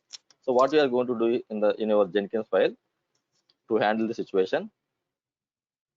So here in our Jenkins file, usually we are going to hit the URL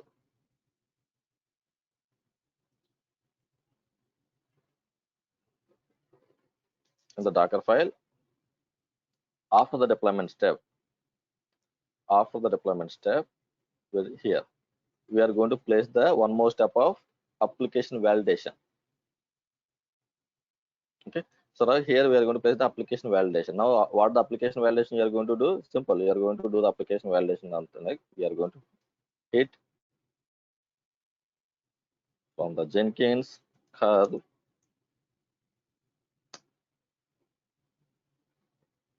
This is the one we are going to hit. So I'm going to run the curl command. So when I hit the curl command, I can see the response.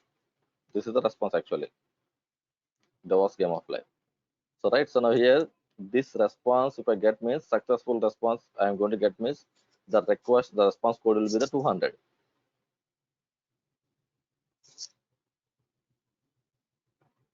The response code will be the 200. Suppose if I'm trying to hit, see here, I'm not going to get any response. It is not there. Right. So here, what we are going to do, we are going to hit the curl command. We are going to write a separate stage block. On the stage block, we are going to hit the curl command. Now, if the curl command is written the code of 200, we are going to check the written code. If return code equal to 200, we are good. Else kubectl rollout undo deploy sample deploy. That's it.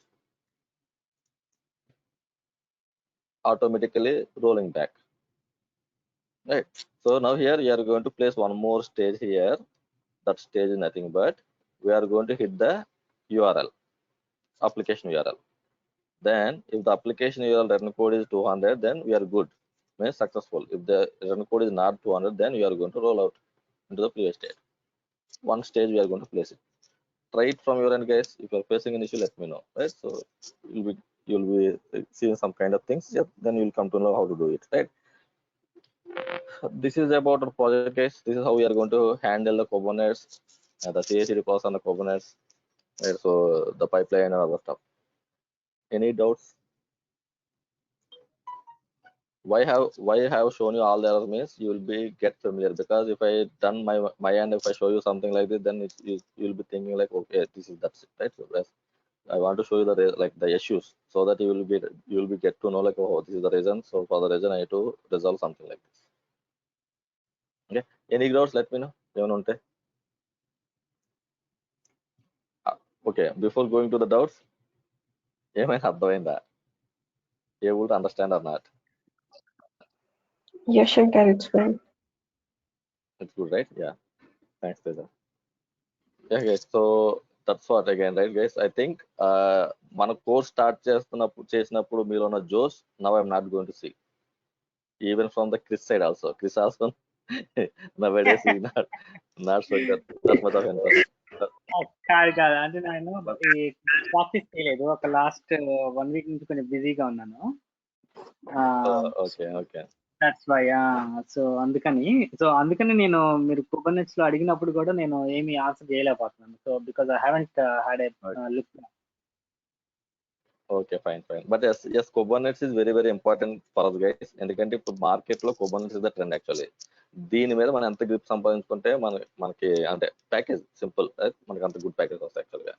So please practice it. Any doubts let me know. Groups లో even మీకు PPT share చేశాను మీకు. Sorry not the PPT, PDF. How to troubleshoot if something is failed. That is a beautiful what I can say troubleshoot part of the Kubernetes area. మీ deployment ఎక్కువ, ఎందుకంటే ఆ errors చాలా చూస్తాం మనం యాక్చువల్గా. మీరు వాట్సాప్ గ్రూప్ లో పంపించిన ఫైల్ చూస్తే అట్లాంటి ఎర్రర్స్ చాలా చూస్తాం అనమాట. So in case that is error, how to resolve it, అది మీ దగ్గర పెట్టుకోండి, చాలా యూస్ఫుల్ అవుతుంది in future. Then practice it guys. Even at least అంటే నిన్న నేను థియరిటికల్ టాపిక్స్ చెప్పాను, అవి అంత అంటే ఇంపార్టెంట్, కానీ రైట్ నో మీరు సస్టైన్ అవ్వడానికి కానీ మీ ప్రాజెక్ట్ లో కానీ అవి అంతగా చూడకపోవచ్చు. అవి మైండ్ లో పెట్టుకోండి. కానీ ఇప్పుడు వరకు అయితే ఏం ప్రాక్టీస్ చేస్తామో అవి మస్ట్ అండ్ షుడ్ గా రావాల్సింది మనకి, మీకు అర్థం అవ్వాలి యాక్చువల్గా. So that is one thing guys. So right, so what I can do, so ఒక బ్రేక్ తీసుకుందాం, then will start our AWS. Okay, sure. Thank you Shankar. Okay guys, yeah.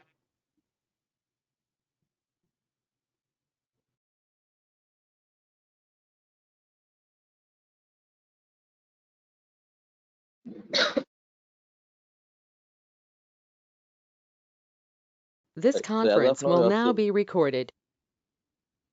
the CI/CD setup, right? Continuous integration, continuous deployment setup by using various tools like Jenkins, Git, Tomcat, New Relic, Nagios, Nagios, Nexus, Docker, Kubernetes, like different tools, Sonar Scanner.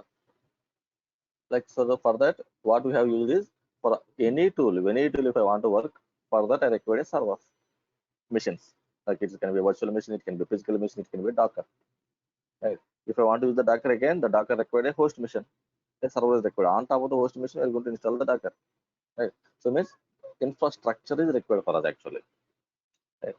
So now here, where the infrastructure we are procuring. Right. One is either you can take your laptops. On the laptops, you can install the virtual machines, virtual box. You can then on the virtual box, you can create the Linux machines. Right. Windows to Linux. That is one way.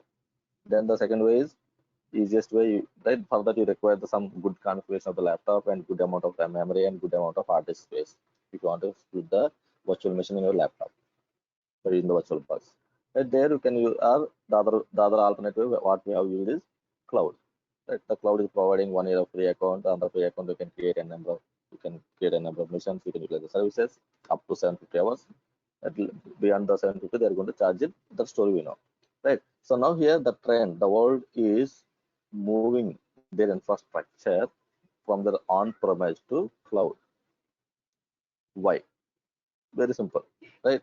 Maintenance. The complete maintenance got eliminated with the help of these cloud services. Right? So that is the biggest change we can see from the infrastructure side. So now earlier days we used to have the huge amount of big rooms. On the big rooms we are going to have a huge amount of servers.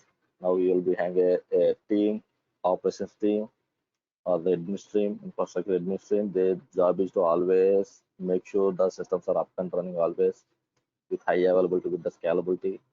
Any patches, any backup, right? Any issues, right? Immediately it has to be resolved. Otherwise, against the escalation. That so much of a background hurdle is there to maintain this infrastructure. Now the complete maintenance process got eliminated with the services of cloud. They have taken care of it. Now they are giving in a form of services. Right? Let's take the service, use it, and pay the rent. So that is the reason now the organizations or the customers are looking for to deploy their applications in the cloud, so that just they are going to pay the rent for that utilization. Right? Because there is a chance of you are going to estimate the resources which is not required. That means, right? So suppose I am going to launch a infrastructure to run my application. I have taken as a 32 GB RAM of server. After deployment my application, I came to know like you don't require 32 GB RAM for your application. Hard it will require 16 GB RAM. Now the 16 GB what I will do? It is a waste for me. Right? It means you have to be keen with your resource utilization. Right? You have to have strong knowledge, strong grip on that area. Right? So how many users, if the number of users are hitting the application, then for that users you require this much of resources, like the RAM or secret, whatever it may be. Right? So now the network speed, the network bandwidth, everything on that particular area, you have to have a very good understanding and very good knowledge on that area. Then only you can build the correct infrastructure. Even though it is not like 100% accurate, but yes, up to 85 to 90% you can build the infrastructure accurate. But for that you require minimum 10 years of experience on the networking side, infrastructure side. Then only can give a solution. Like you can give a statement like, okay, this is the infrastructure.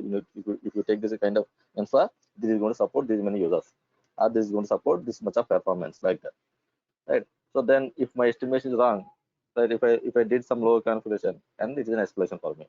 If I did some huge configuration, it is an escalation for me, right? Unnecessarily wasting my money. The customer will escalate, right? There's so much of things are there. So now these complete things are getting eliminated with the clouds.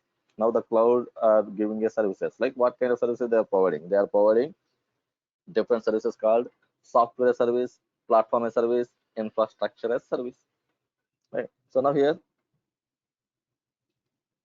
when the cloud came into the picture, now the operation duty becomes very easy, very easy. Like the infrastructure maintenance become very easy. You don't require some upfront knowledge, right? You don't require that, right? Means you don't require in the sense you don't need to have 10 years of experience or 5 years of experience from the infrastructure side. If you understand their services, they are providing the documentation, clear cut documentation. If you understand the documentation, if you understand the services, then you can start working on that. You don't require that kind of 5 years of experience to maintain it. That's what they did it actually. That means they automated it. Simple. What they did it, they automated the process. Now you have to use it. That's it. That is the reason you don't require that kind of knowledge.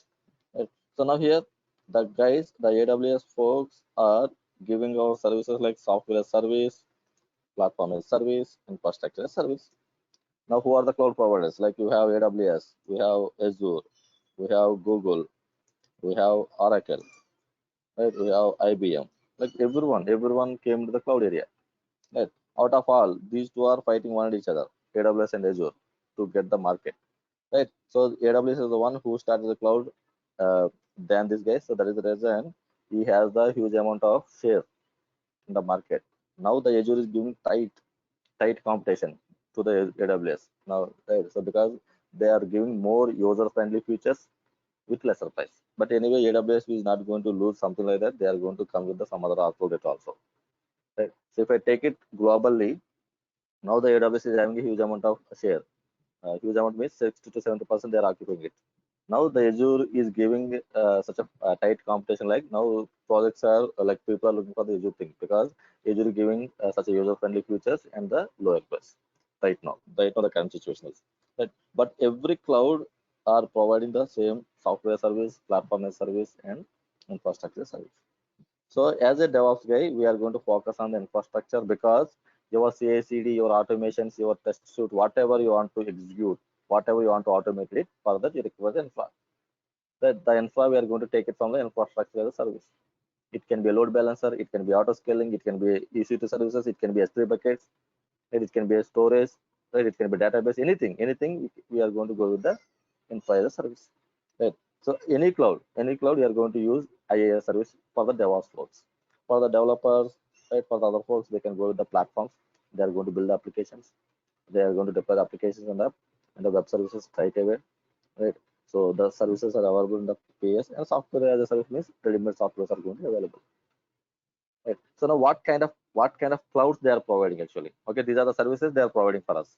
Now what kind of cloud they are providing, right? Because if I give a same cloud to everyone, right? What is same cloud here, right? So now here I want to start a business. Shankar wants to start a business. So now here is his aim is 100 users. His target is initially 100 users. I'm targeting for 100 users. So now here in the same fashion, Chris also wants the business. Now his aim is 1000 users.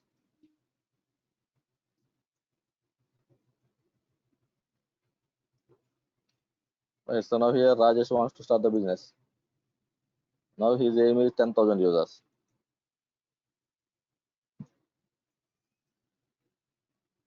Now finally Teja wants to start the business. Now her aim is 1 lakh. Right. Now everyone wants to start their business, but their aims are changing. Now everyone, like Shankar wants to go with the cloud. Chris, Rajesh, Teja also wants to go with the cloud. Right. So now if I go, suppose we have chosen the AWS cloud, all the four people. So now the AWS cloud, they are providing like one cloud they have promised. They are providing services from the cloud AWS cloud. So now I'm start utilizing it. So from the service of AWS. So now this is the cloud they are provided from the AWS. Now here I have my services are running here. So now this area is for me from the same cloud, and this area for the Chris, and this area for the Rajesh, and this area for the Teja. Now we are going to deploy our own servers in our areas. Right. Our servers, web servers, or DBs, everything. And then we are utilizing the same AWS cloud here. Just a pieces, a servers they are provided for me. So now what is the guarantee that Chris is not going to stolen my servers? My servers means my application code. What the guarantee Shankar is trying to connect to the Chris servers, or Chris is trying to connect with the Rajesh, or Teja is trying to connect with the Chris, right? But what is the guarantee there, right? Because we are utilizing the same thing, same cloud, right? Just we are having some kind of walls. Walls means just I have some block for me, and Chris has answer, right? Security. Now the thing is security. How much security they are going to provide for us, the cloud folks? How can I relay them? Right. So that is the reason. Still, there are many projects which are not moved to the cloud, like our banking projects, insurance projects. Like you can see that still the mainframe is there. The servers are still giving the such kind of performance and such kind of security. They are not still moved to the right, but yes, for sure they are going to move it slowly. But there, this is some kind of doubt on their mind, like how much secure, because right, right, insurance and the sensitive information of the client, the customers or whoever it may be, right. So now here, now to right. So now here I have a doubt, like what is the guarantee that Chris or someone is trying to hack my application, like how much security they are going to provide. So that is the reason, right? That is the reason. Then what they did is, so now here this is going to call as a public cloud, public for everyone, right? So now here there's a raised question. I have a 1 lakh customers, but I can see I am using the same cloud who is using like Rajesh, like Shankar, like we are in the same cloud, right? How much security I'm going to get it, because I have a huge amount of customers are there. So then what they did is they came up with some other solution. That for that they have created some other cloud, private cloud. So now here Teja, from here she moved to private cloud because 1 lakh customers are huge, right? So that is the reason she wants to have separate cloud, something like that. Now here the issue is again. The issue is right. So in the public cloud, everyone is sharing.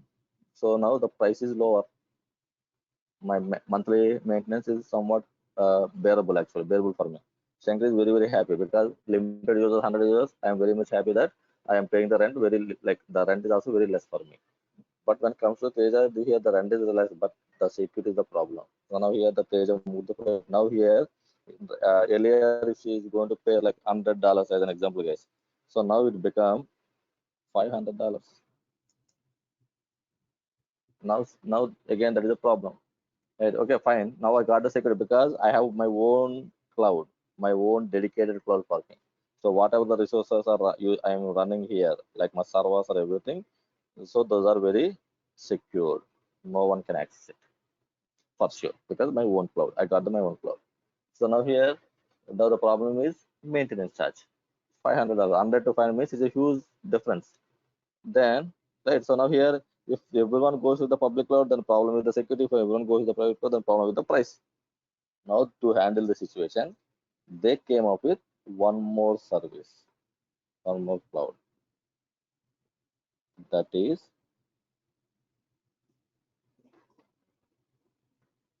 hybrid cloud. Right. So now we have three types of clouds. Usually this is an entry question for us. Public cloud, private cloud, hybrid cloud.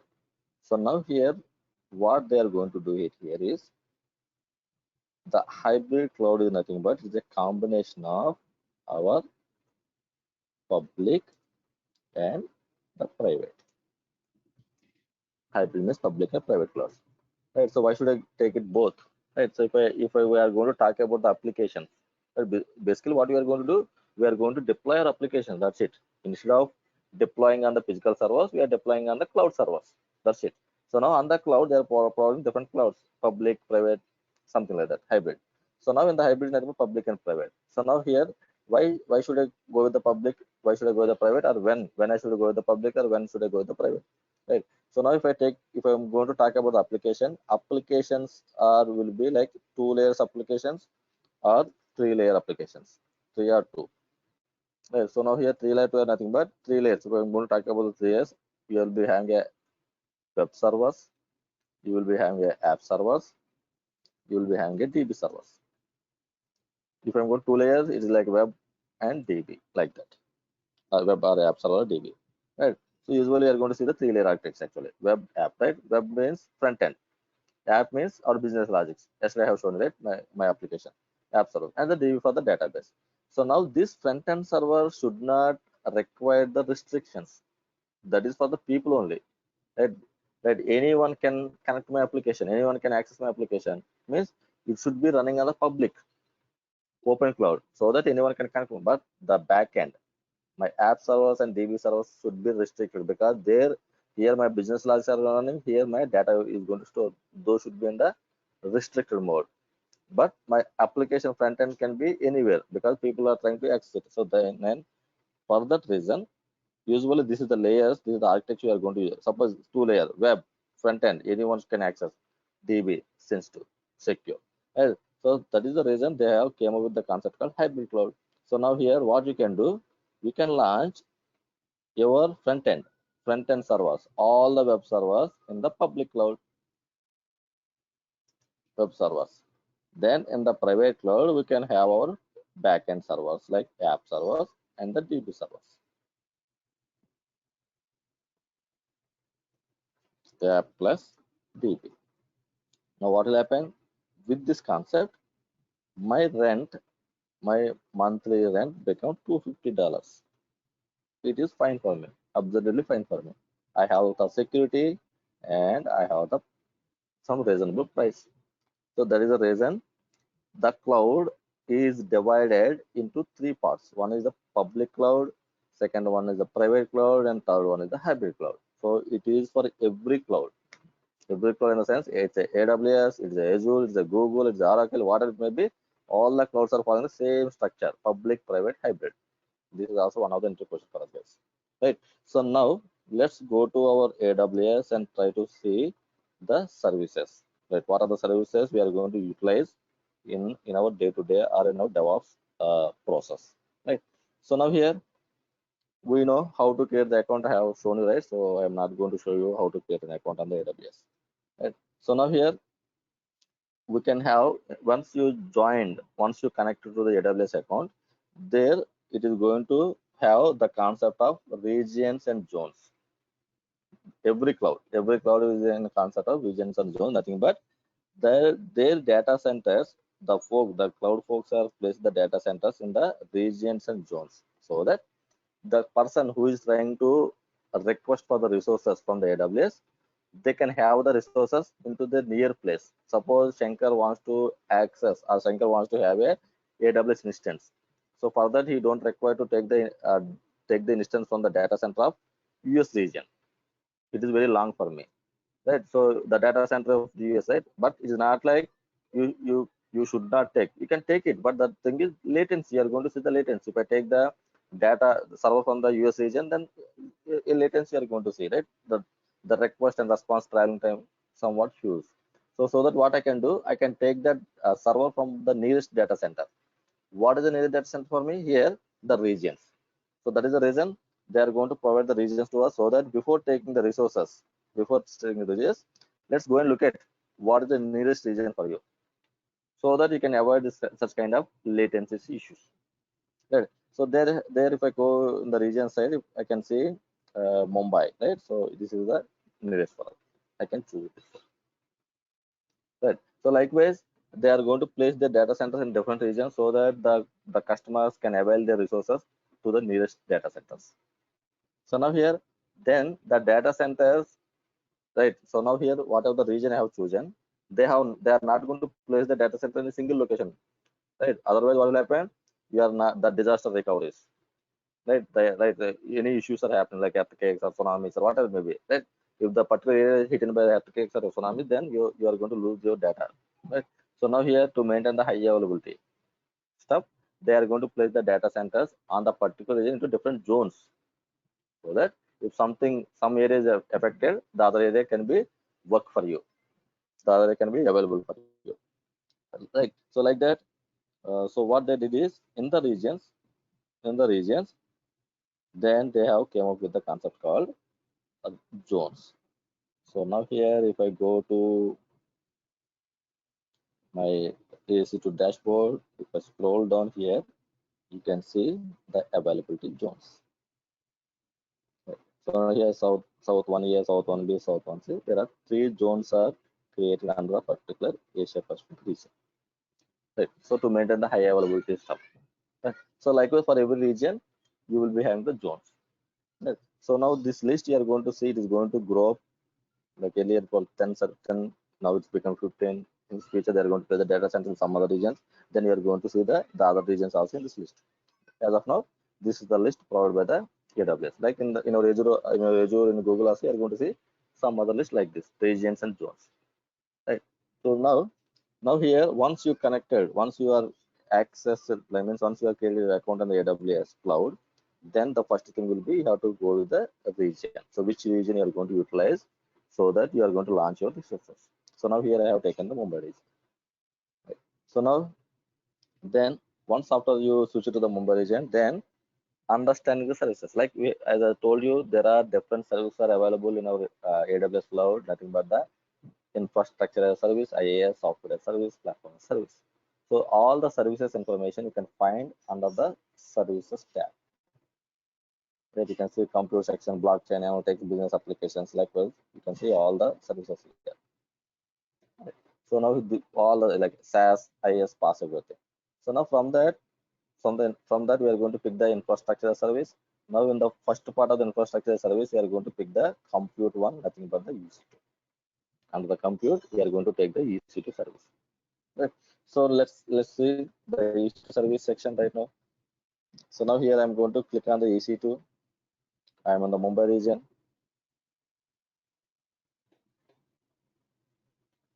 Right. So now here on the left side, you are going to see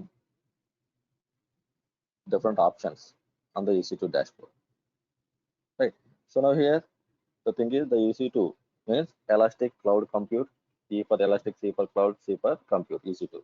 So now the Elastic Cloud Compute is nothing but Elastic. It can what span it can sync. Right. Scale in and scale out. Right. So now here you can launch a number of resources, and you can terminate the resources based on the request, or you can launch automatically and you can terminate automatically with the help of the resources, the services. I mean to say services. So now in the EC2, they are going to provide the instances, infrastructure, the instances under the EC2 service. The instance can be scale out, the instance can be scale in. We'll see the auto load balancing or scaling. So now here, uh, I want to survive, right? So now here my requirement is I want to do some kind of testing, some kind of testing I want to perform. Right, means I have an application with me, then I want to do some kind of testing for that application. So for that I require a mission, right? So now you require a mission. Now I am going to utilize the cloud to get the mission. So now the cloud is AWS. Now from the cloud AWS we have a service called EC2 to get the missions. The EC2 is the service. Like from the EC2 I'm going to get the missions. Now the thing is, what kind of mission is required for you, right? So because if for my testing, right, suppose if they are providing a one type of mission for us, as an example, like the private cloud and public cloud. So now here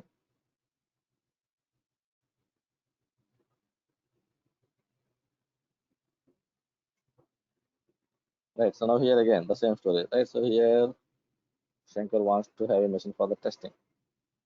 Chris wants to have a mission for the deployment. Now Chris wants to deploy his application for the end users. But here the Shankar wants to perform some kind of testing, application testing. Right. So now let's see the configuration. Now for the testing purpose, Shankar needs hardly 2 CPU and 4 GB of RAM is sufficient. Just he wants to perform the system. But for the Chris, it is not like that. 2 CPU is not at all fit for his application. So he requires at least 16 CPUs or 32 CPUs and 64 GB RAM is required. Right. So now both will go to the EC2 service of AWS. Then we are going to choose the configurations. 2 CPUs, 4 GB of RAM, 32 CPUs, 64 GB of RAM. Right. If they are providing a same mission for both, like it is a mission for me now in the AWS, the instance are configured something like that.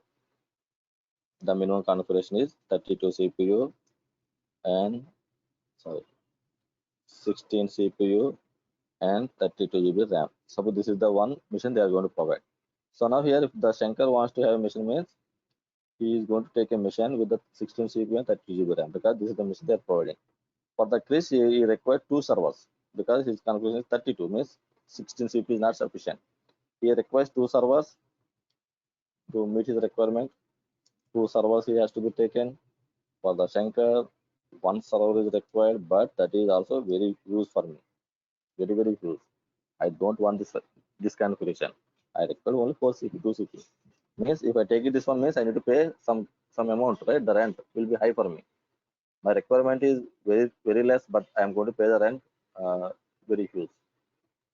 So now I am not going to go to the AWS cloud. I don't require. I will go to my virtual machine. Right.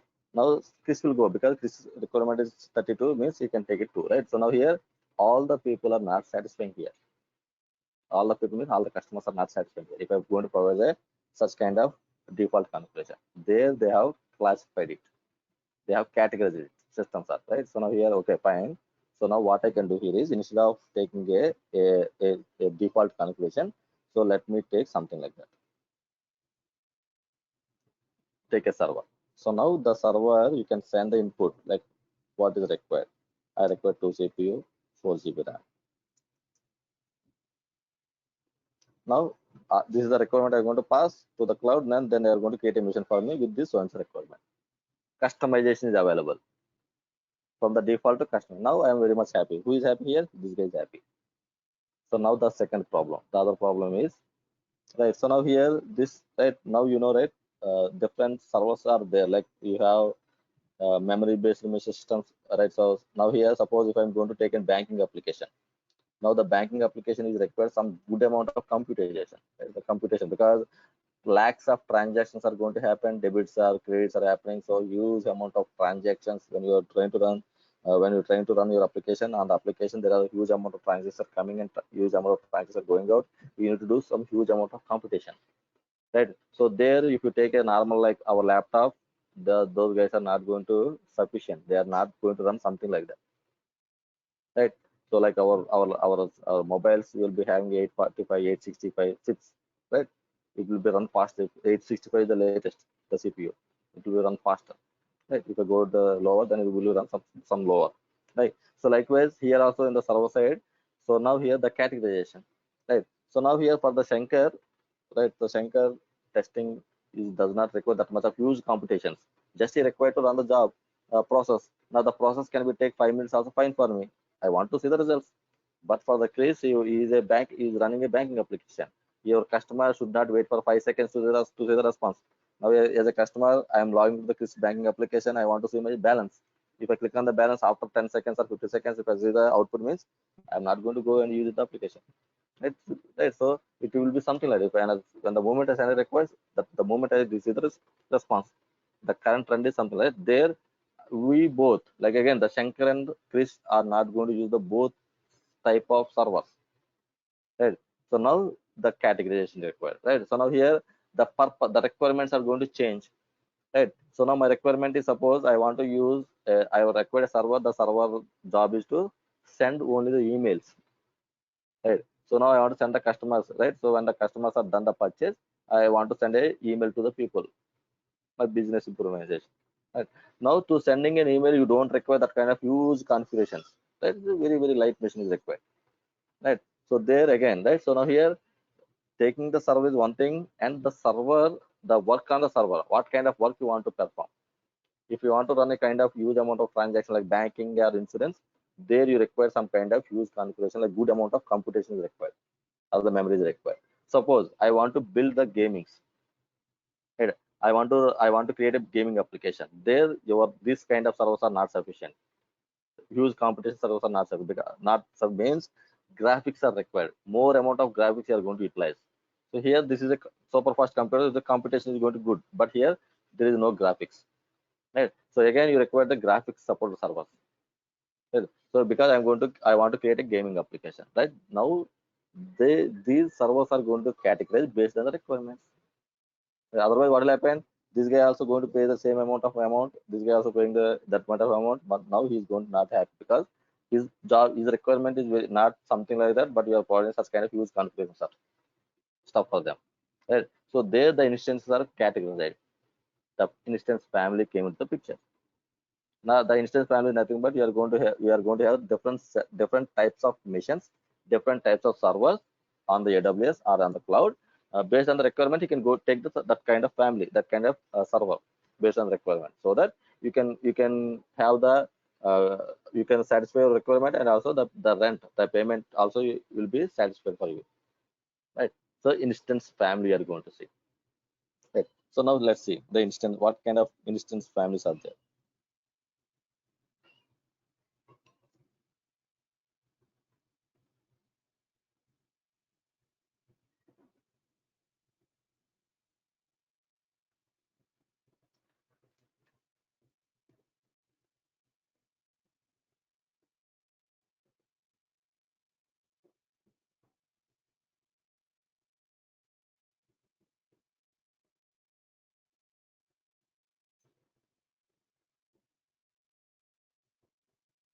The general instances, compute instances, memory-based instances, storage, right? So suppose my application requires huge amount of storage. I don't require the computation or memory. I require the capacity, hard disk space, storage-based instances. Likewise, we are going to see GPU, graphical, heavy graphics we are going to use, like 3D modeling or something, right? So now here, the instances are categorized like general, compute, memory, storage, and GPU. So now if I go to the general, what kind of instances they are going to provide? These series you are going to see T series, M series, M4, M3, M4. Computation, C series. Memory based instance, R series. Storage, I and D. GPU, G series. Now you can see, now you will understand what exactly these instance types are. When I'm going to click on the launch instance, there is going to ask you the OS, then it's going to show the family type, T series, right? Where we go, then M series, right? C series, compute series, R series, like that, right? This is the family, instance family, right? Nothing but your requirement, right? So if the requirement is very moderate, general, then you can take these instances. This will be lower than the other type. I require the huge computation, then go with the C series, like that, right? So this is the instance families. Based on the requirement, you are going to choose the instances. So then the other story. The other story here is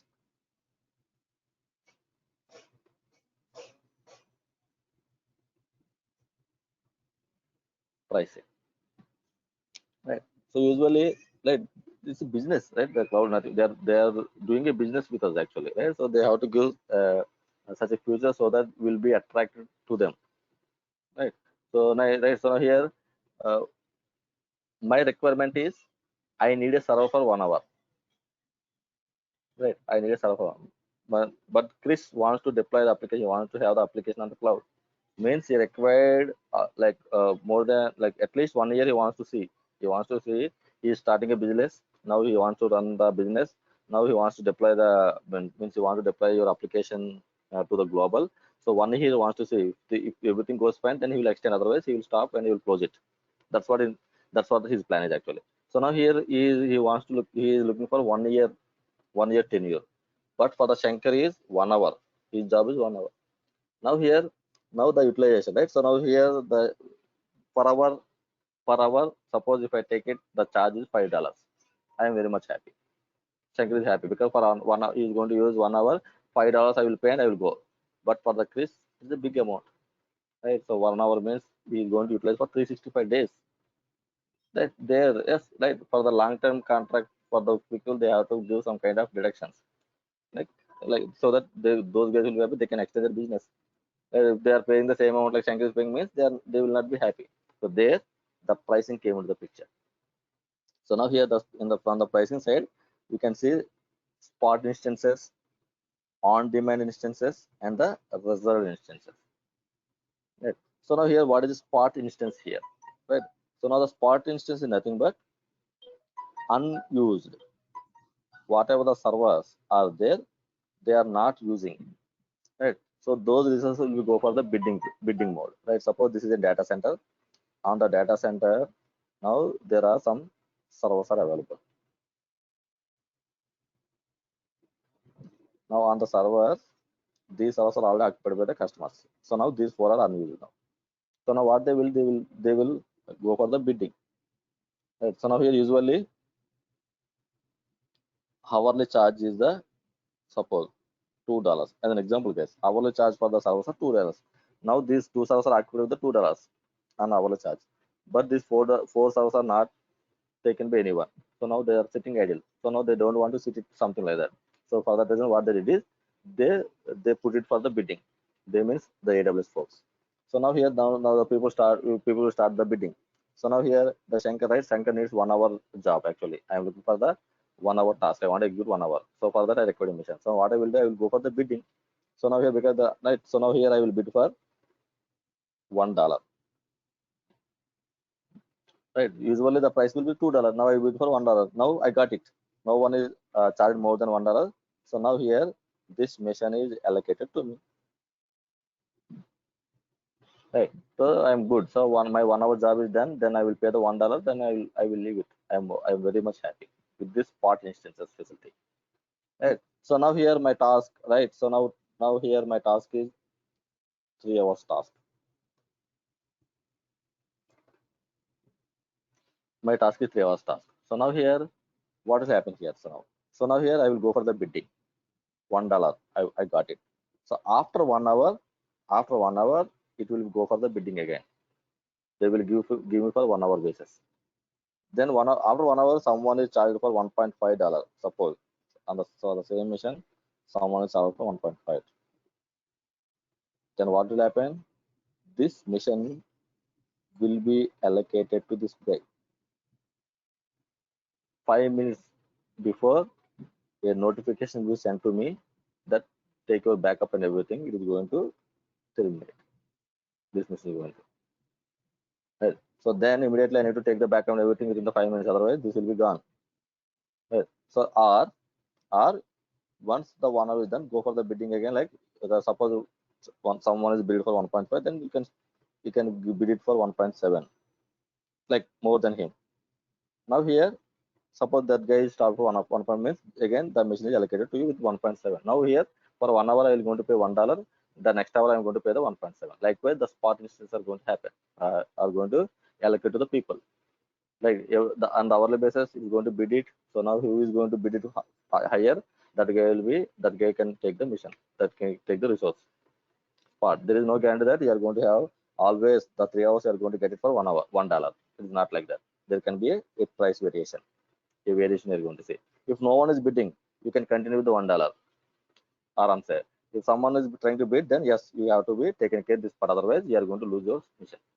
Right. So temporarily work, right? Like this kind of 3 hours work, 5 hours work, 7 hours work. For that, the spot is good for us actually.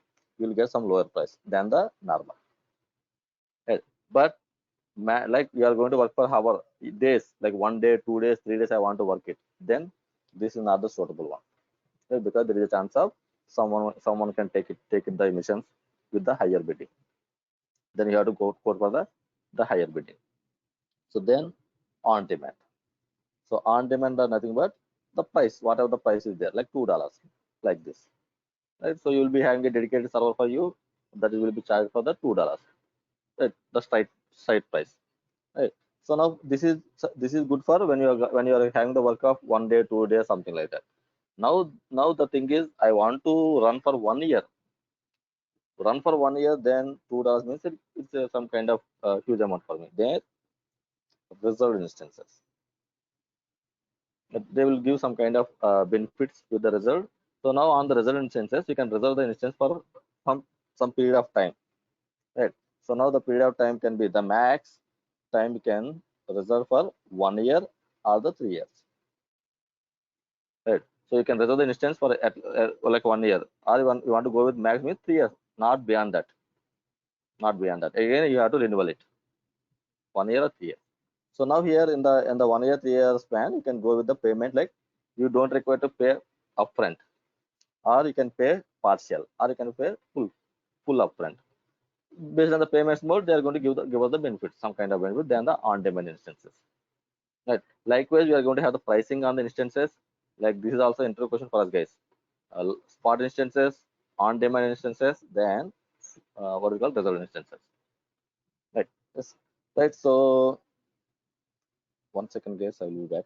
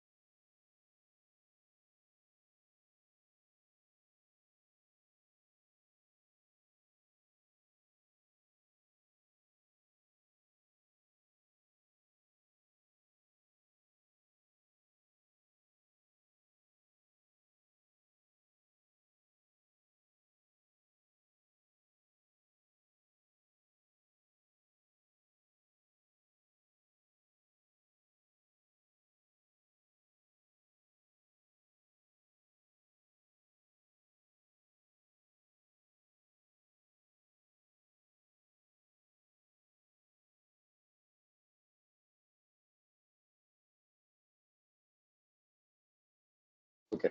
So now here, so now we know the instance family, instance type, and also we came to know like the pricing details. So then in this instance types, we have a most used instances are like T series instances, T2 micro, T2 medium, like that. Those types are going to use most of the time. People are going to use because the price is low, and also the performance, like whatever the work we are going to have, it is going to match with the T series instances. Like your day-to-day works can be done on the T2 series, not like the business application like banking or insurance or whatever the retailer application. So now here, there what they did is on the T series, the T series instances we are going to call as a burstable instances. Burstable. So what is the burstable here is, so usually suppose I need a server.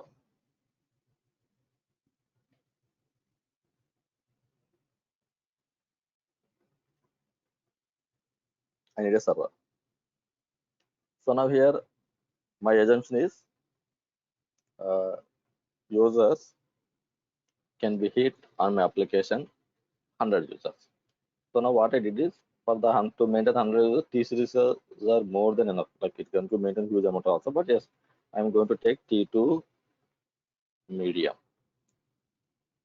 or T2 large as an example. It is going to support 4 CPUs and 8 GB RAM.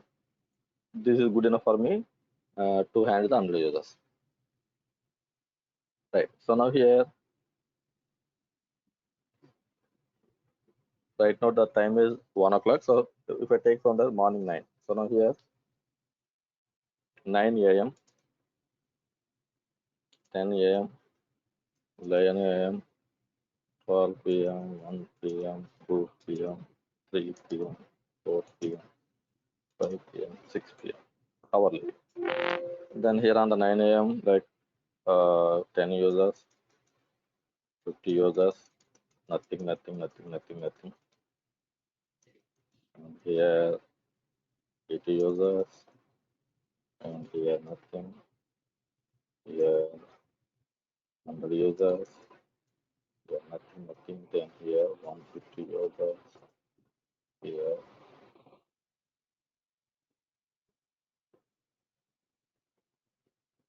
Okay, going to take 100 and here 150 users. So this is the request coming on the hourly basis as an example. Right? So now here I assume like 100 users are going to hit my application, so that I have taken this mission. So now here 9 o'clock, 10 users, very means it is not the big deal for me. Aram say my server has taken care. 10 a.m. After that, no one hit it. 11 this hour and this hour. 1 p.m. 80. Then 2 p.m. no hits. No one tried to access my application. 3 p.m. 100. Right? I have the 100 for the 100 is sufficient. Here no hits. Again 100. Aram City has taken, but 150. This is a problem for us, right? Because capacity is 100 means the 50 years are not going to taken care here. So now what happened? I'm going to lose my business, right? So 50 years I'm going to lose it here, right? Because there is no guarantee that the users are going to be on the queue. Usually what happens when the load is putting on the server, so if the server capacity is not sufficient to handle the load, then the request will go in the queue until unless the previous requests are closed. Right. So now here the thing is, now here I'm trying to access the application. Now it is showing like it is like buffering. Let's say like the buffer I'm going to show, or it is giving a message like we are in the queue. Wait for some time like that. So now here, like out of 50, how many users will we wait to connect to the application, right? Because in this right, so I will go with the alternative. Why should I wait here, right? I don't know how much long it will going to take. Immediately what I will do, I will switch to some other application, the competitor. Right. So there again, right? So now out of 50, hardly only 4 to 5 or 10 people can be in the queue. The rest 40 will be go for the alternate applications. That I don't want to lose it, right? Because in the competition world, each and every single person is a use for us, right? So there, I have to handle the situation. For that, for this, I cannot go with the T2 X large. It can handle 200 users because from morning 9 to 5, I am not seeing any spike. It is in the my target only. At 6 p.m. I have seen the spike of 150. Right. So for the 6 p.m. I don't know, right, whether it's going to hit by 6 p.m. or it's going to hit by 12 p.m. or it's going to hit by some morning 9 a.m. I don't know. Or it is not going to high. It is not going to hit 150 users also. Some point of some days it is going to will be less than 100 only. That's all the business. Right. So now here T2 is the bearable amount for me. T2 2x large is not the bearable amount for me because my business is not much. My business not much. Only some point of time it is hitting. So there they have given the option for us. T2 are the burstable instances. So now what is the burstable here? So what the T series are going to do here is when the system is not being utilized, when the system is in idle, that point of time it is going to add the credits. Credits are going to add.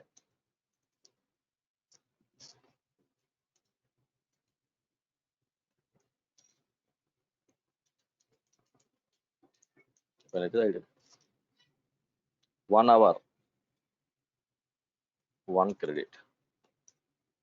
Like now here, 1, 2, 3, 4, 4 hours are idle means it is going to add 4 credits.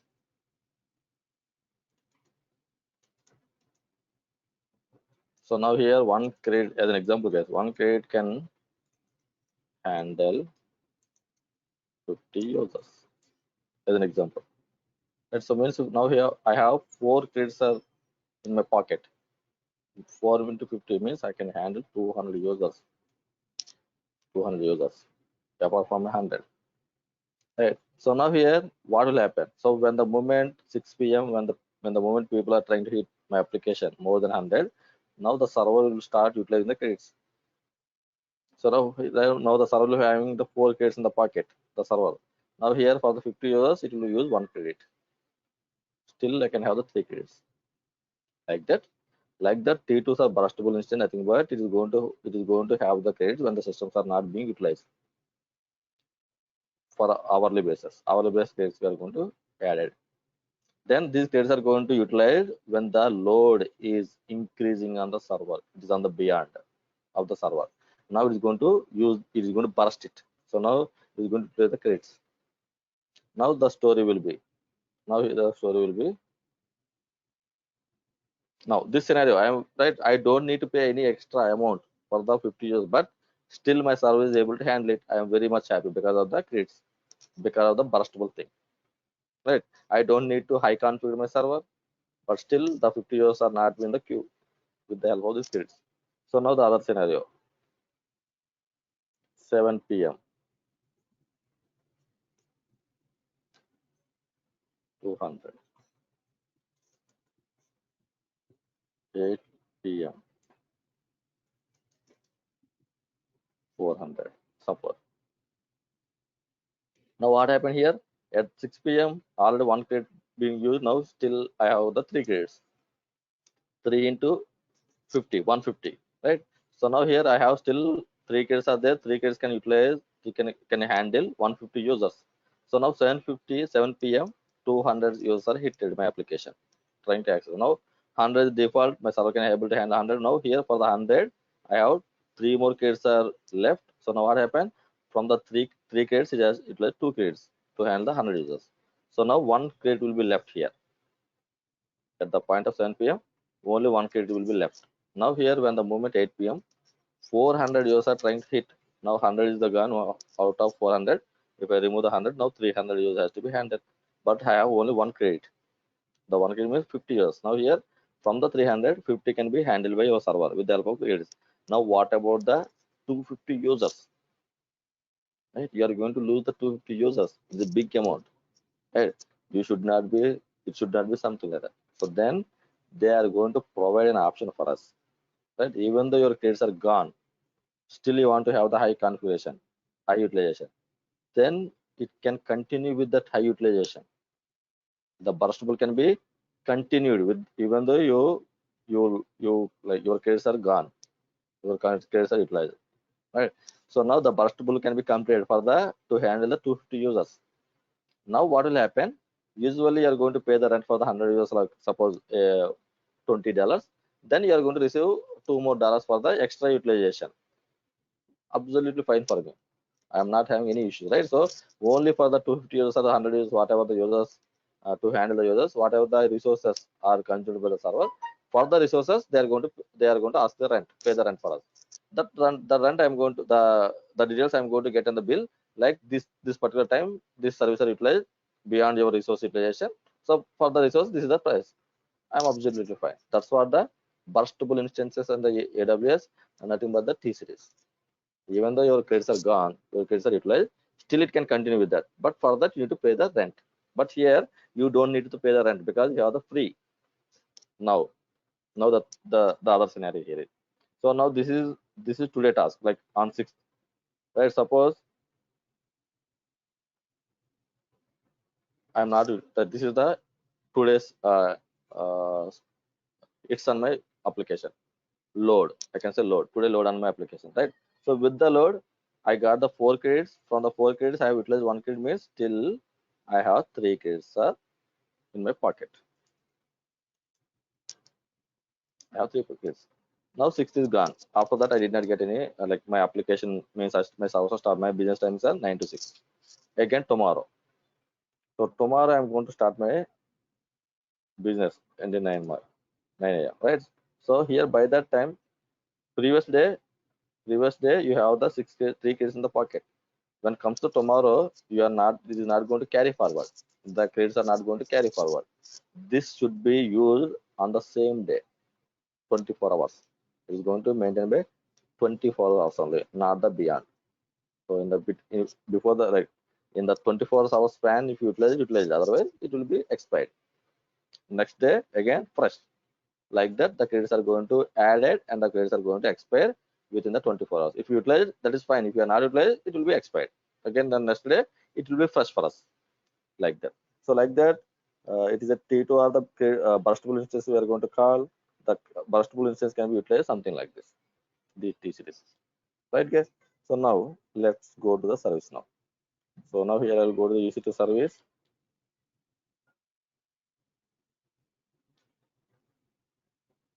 Now I'm going to click on the right. So now these are some options are there on the left pane. We'll discuss the important options here, whatever is required for us. Right. So now here, let's try to create instance and see the options. As of now, we have seen only the instance choosing the OS, then try to enter the review and launch. So now let's try to understand the each and every section here. So now here, click on the launch instance. Now the first part will be the AMIs OS. Right. So now from the OS side, right. So here from the OS side, you can see a free OS and the paid OS. Nothing but we are going to call as a Amazon Mission Images, not the OS. AMIs we are going to call technical term. So now here you can see the AMIs, the free, wherever the AMIs you are going to see, those are the free, no charge.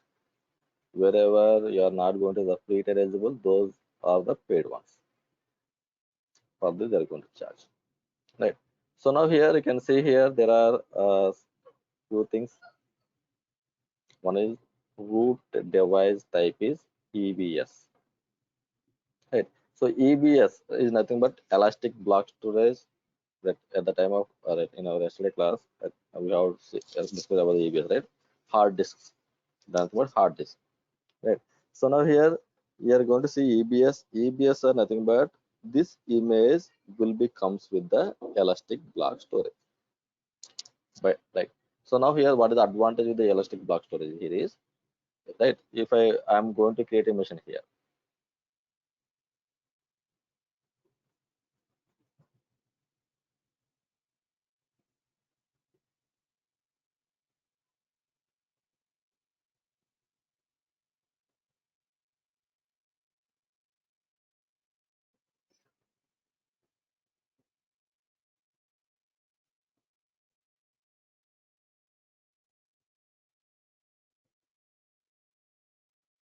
Right? I have a machine here. Right? So now here from now here if I am going to this is Sonar, right? So now here I have a Sonar machine here. So this Sonar machine I have some data and some on the database, like on the database, sorry, on the hard disk, I have placed some content on the Sonar Cube server. So now what I'm going to do here is I'm going to terminate it. I don't want this machine, right? My work is done on the Sonar Cube, right? So but I require the data because in future again I may want to use this server again. Want to use the server again means I may require the data, whatever the data I have posted in the Sonar Cube server. In future there is a chance. So now if I am going to delete the mission, so what will happen? It is going to terminate the server, along with the server whatever the resources are integrated, those will be also terminated, right? So now here if I go take the ABS type of image, so now here EBS is nothing but you can treat this as a hard disk. So now you can what you can do here is you can ask your AWS service that don't delete this EBS volumes, the hard disk. When I'm trying to terminate, here it is going to delete all the resources, whatever I have been utilized with the particular EC2 instance, like the EBS and other stuff. It is going to delete it. Now here EBS is, if I treat the EBS as a hard disk, then I can say, like, I can ask my system, my AWS that don't delete the hard disk, simply delete the server only. Means take out the hard disk from the laptop or desktop and destroy the laptop or desktop, like that. So now here, now the advantage here is if I have the hard disk, then I can have the data. I'm having the data. Then when I'm going to launch a new server, simply I can attach this hard disk to the server. That's what the Docker volumes. You can code with the Docker volume, Docker with this AWS. Same concept, right? So now here, when I'm going to choose the image, you are going to see the root device type as EBS. Means you can have the hard disks. I can see EBS, EBS, EBS, EBS, EBS. Right. So now what else is there apart from the EBS? Right. So here you can see, you can see quick start, my AMS, marketplace, community AMS, like different sections are available. So here if I go to the my AMS, nothing but our custom images. Our custom, I will show you our custom images. Nothing but your custom Docker files. Today morning I have showed you, right? default is the posters image. I can get it from the community. But my requirement is I want to have a cron job, I want to have a PG profile extension, I want to have a supervisor, that I'm not going to get as a default from the community. Then what is it? I have created my own Docker file, so that when I want to have the same setup again and again, simply I'm going to use my Docker image to create the containers. The same concept here also, right? In our AWS, you want to have your own images, so that you want to have some separate configuration, separate setup as part of your organization requirement. So now what I will do, I will take a server. On the server I am going to install whatever I want. Then I will create a snapshot or create an image on the server, so that this image can be utilized when you want to have the same setup on a different servers. That's what the my aim is. As of now, I don't have any custom images. Nil. So now here it is a marketplace. There you are going to see different vendors like Trendo, Metallion, Juniper. These are the guys. They are going to provide their own images. They are going to sell it like our Amazon, like what is it called, our e-commerce application, e-commerce portal, like Flipkart or Amazon, right? Different vendors you are going to see like that, right? So based on the requirement, if you want to hear, like suppose I want to work with a Splunk. Splunk is like a log streaming application, right? So now you need to set up you by your own if you want to use the Splunk, because by default with the AWS marketplace you are not going to get any Splunk images, but this guy is going to provide the image for us, but you have to pay the price when you're going to utilize them, right? Likewise, you can see different images based on the products, right? Like it's a marketplace where you can find majority of the images. So then here community, like your Docker hub, like the community images, right? So whatever the community, right, your Docker, the Ansible communities, like your AWS community. So now here you can see the segregations, right? If you want to work with the Amazon, right, Amazon provided Linux mission, simply select it, so that you are going to see only the Amazon provided Linux missions. You want to work with the CentOS, just filter out. You can filter out here the CentOS images you can see here, right? All are paid, right? So now here these are the filtration based on the OS flavors. So if I scroll down here, the architecture like 32-bit system, 64-bit system we are going to have, right? So what kind of system you are going to use? 32. In the 64 they have some classification like ARM, like these are different bits types actually. Therefore, like then this is the one, root device type, EBS, right? So EBS are the something like that. So now here we have one more type called instant store, right? So here EBS are nothing but you are going to have the hard disk, so you can have the permanently data with you until unless you delete the EBS. Now here there is one more type called instant store, right? So now here the instant store is nothing but like your containers, Docker containers, right? Right. So now I can create a container. I can do whatever I want to on the container, like placing the files, installations, whatever you want. Right. So once you came out from the container or once you terminate the container, you are going to lose everything because you are working on the same container. You are not going to store in a separate area called volumes. You are not mounted it.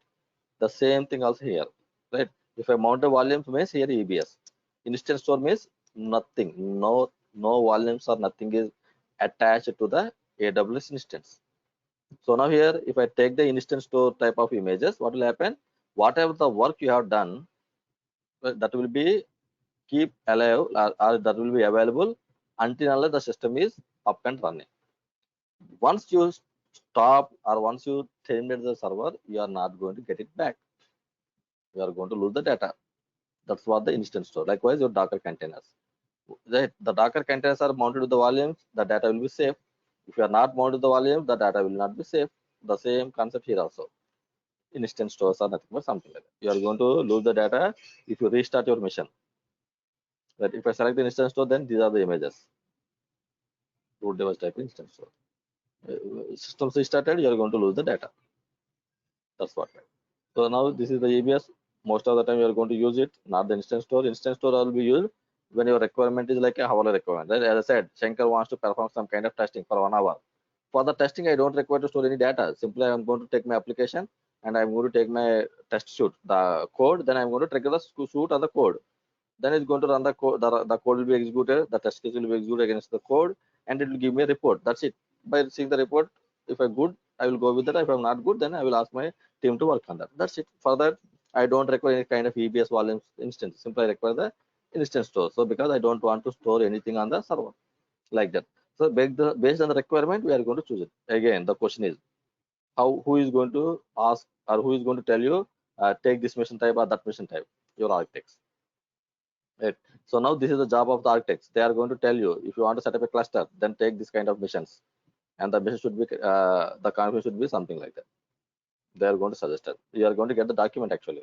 In the document, they are going to mention each and everything, like what kind of missions you need to take, what is the configuration, what the storage type, everything. You are going to get it. If you are not getting it, means you can ask the architect like what kind of uh, resource I can arrange, the instance I need to take it, right? So now if the architects are not available, then that is our duty. That was duty, right? Our duty. Like we need to choose this instance. But here in the cloud, we have an advantage. What is the advantage? On fly, you can change the system configurations. Like you can take the lower configuration, then something is needed, something I need to configure. I don't require to take the backups and reconfigure. Simply can on fly can reconfigure servers. I will show you. That's what the advantage. So that it's not like it's a big deal for us actually. You can go with the lower, then you can update it. You can upgrade it. Okay. Yes. So now this is the OS type and the sorry the EBS types. So now here I will go back to my quick start. So now here I'm going to select the image. Now you know, right? So you can see here general purpose missions. Like so you can see here low to moderate networking performance will be low to moderate. Now instance storage type is the EBS one only, right? Uh, and this is the CPU and this is the memory. And IPv6 support format means nowadays, right? Now you can see the IPs are 4 blocks, right? The IPs will be in the 4 blocks. Now here the IPs are not sufficient, so now here the IPs are going to go with the 6 blocks format. 10 point, 10 point, 10.1. This is the 4 blocks format. This is we are going to call it the IPv4. So now IPv6 means 10 point, 10 point, 10 point, 10 point, 10.1. This is the IPv6 format. In future, you're going to see the 6 format IPs actually from the 4 format, because the 4 formats are going to means the whatever the IPs are available, that will be over actually. So now they want to go with the 6 format actually. So now here in a AWS, you want to have the IPv6 support. Yes, it is there actually, so that you can allocate the IPv6 also. So likewise, you can go to the family type, then you can see what are the features here are going to be available here. Right, so here you can see yes means EBS optimization, elastic buffer optimization. So how much 5 GB of network speed you can get it here, 10 GB network speed like that, right? You can see like based on the system CPU and the RAMs, you can choose it. So now here, once the instance type is selected, the family, then go to the next type called configuration. Right, so here we have some options available. So from that options, few are important for us. The one is how many instances you want to launch with the same configuration, right? Same configuration, right? With the same rights, there's a request of 3 web servers you want to launch, right? All the web servers should be have the same configuration. Then what I can do here, simply I can go with the 3 count, so that it's going to launch 3 servers for me with the same configuration. Then purchasing option. Now you can see here purchasing option, right? So request for the spot instances, right? Now you know what is spot here, bidding. Now if I select the spot, then it's going to ask you, right? This is the current price actually. 2A on the zone 2A 0.4, on the zone 2B 2.5735. Now here max price, how much you want to quote it? 0.04 means 4.5 cents per hour. That's an example. Likewise, you can quote it with the purchase option. Right, so request option. And now here networking, right? VPC part will cover later. Right now, so now here the default VPC, right? Your servers are going to launch this in a network. So now the network can be your own network or the cloud provided network. So as of now, we are not created any network from our own networks. We are utilizing the cloud provided network. That is what we are going to call as a default network. Nothing but the default VPC. We will see what is the VPC here. We'll see. Then this is the part of the subnets are the part of the VPC only. So these two we are going to cover later when we are at the VPC service. So then here, this is an option they are providing. It's not like a mandatory for us. So auto ascend public IP, right? So public, what is the public IP here? If you want to connect the servers, you require the public IP. Right. So now if you want to have the public IP or not, when you are going to choose the private IP, right? When you choose the private IP means when you don't want to expose, when you don't want to give authorization to the people to connect your servers, then you are going to go with the private IP. Then how you are going to connect to the private machines? Because you require sometimes you need to go with that, you need to do some troubleshooting or you need to do some patching. Then how we are going to connect the private machines if I'm not going to have the public IP? We have a separate process. For that, we have separate process. We'll discuss at time of VPC. I will show you at the time of VPC how to connect a private message. Right. Right. So now here by default you are going to see use subnet setting enable means public. And this is a part of nothing but placement group is nothing but a kind of cluster. So you can create a cluster group so that what you can do here is you can utilize the resources, right? So here I can create a group actually.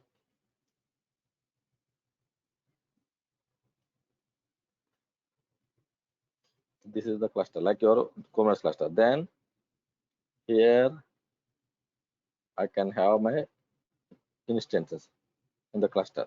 So what is the advantage here is, so if I create a cluster group with the 50 GB network speed, so now this 50 GB is going to utilize all the three resources sharing, so that you are going to see some good performance. Usually the servers are taken with the 4 GB or 4 GB or something, then these are not sufficient with my requirements. So, what I did, I have created a placement group with some good configuration, then this will be shared by the servers. Placement group, that was the placement group. That is a different scenario for us. Right now we don't need to focus on that, but just for understanding. So now here the capacity reservation belongs to the placement group, how much capacity you want to provide, and those you can skip it. This domain join role is a new thing for us. Actually, I did not see as of now SSM agent is set up. So now this is the one which is required for us. IAM role. Right. So IAM is a separate section for us, identity access management. So now here identity access management means you are going to provide the access to the services or to the users, what level of access you want to provide. So now then while creating the instance, what this IAM role come into the picture. Right. So remember this option guys. As of now, I'm not going to cover because it's a separate service again for us. So we'll discuss this thing later. Just try to remember this one. IAM role we are going to see in the configuration of the system. Then these are some optional parameters for us. So if you want to stop the server, what you want to do?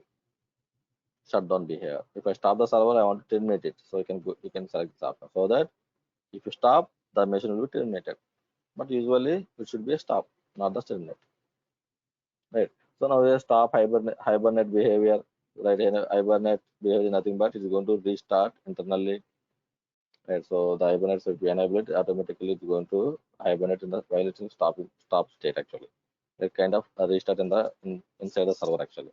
So now here this is one thing usually which you are going to use. Sometimes what the people will do, instead of stop they are going to click on the terminate, server terminate. So now what will happen, you are going to lose the server. So right, accidentally we are going to hit the option of instead of stop we are going to hit the terminate. So even if I hit the terminate, it should not allow us, right? So by mistakenly people will be terminate the servers instead of stopping. So it should not be taken as such kind of server because those are the production servers. Right? So then what you can do, you can enable this one so that even though you are trying to terminate, it's not going to allow you until unless you came back to the settings and you disable it. Protect against the accidental termination. Right. So now here you can see there is a option called monitoring. Enable CloudWatch monitoring. So now here, if what is a CloudWatch means, CloudWatch is a separate service again we'll see later. So it is going to use for to monitor our servers or monitor our resources. So what the CloudWatch will do? Suppose if I take it as my server, now it will try to monitor my CPU utilization, network in, network out, disk reads, like that. It's going to it's kind of a monitoring tool for us in the cloud side. So now it will monitor, it will give the data to us. Yeah. So now it's a free service. CloudWatch is a free service, you can utilize it. But what is the condition here? The condition is it is going to monitor every 5 minutes. If I go with the free service of the CloudWatch, by default, every 5 minutes, the services are going to monitor by your CloudWatch, no charge. But in the real time, 5 minutes is a huge. Like if the application like Flipkart or Amazon down for 5 minutes means huge amount of loss for them, right? Then you should have the uh, deep monitoring. So the deep monitoring is nothing but instead of 5 minutes, you have to monitor every 1 minute, so that if the application down, immediately you are going to get the alert within 1 minute of span. That's what the detailed monitoring and deep monitoring. So there, the default monitoring is not the one because it's going to monitor 5 minutes. Now you need to go with the CloudWatch detailed monitoring. So now you can see here additional charges are applied. If you go with the detailed monitoring like every 1 minute monitoring, then they are going to start charging it. Right? Production servers requires the detailed monitoring. Production servers, your QA servers, dev servers are not requiring detailed monitoring. So like that, you can manage your cost. For production servers, you are going to enable the detailed monitoring. For other environments, you are not going to enable any detailed monitoring. You don't require it also. Right. So how the hardware are going to utilize here? Right. What are the hardware are going to take it on the servers? How we want to utilize? You want to utilize a shared way, or you want to have a dedicated hardware? Right. So dedicated host, like dedicated instance. If there is a server, you want to launch on the host. Like, so you want to have a dedicated or shared. So that's what the tendency.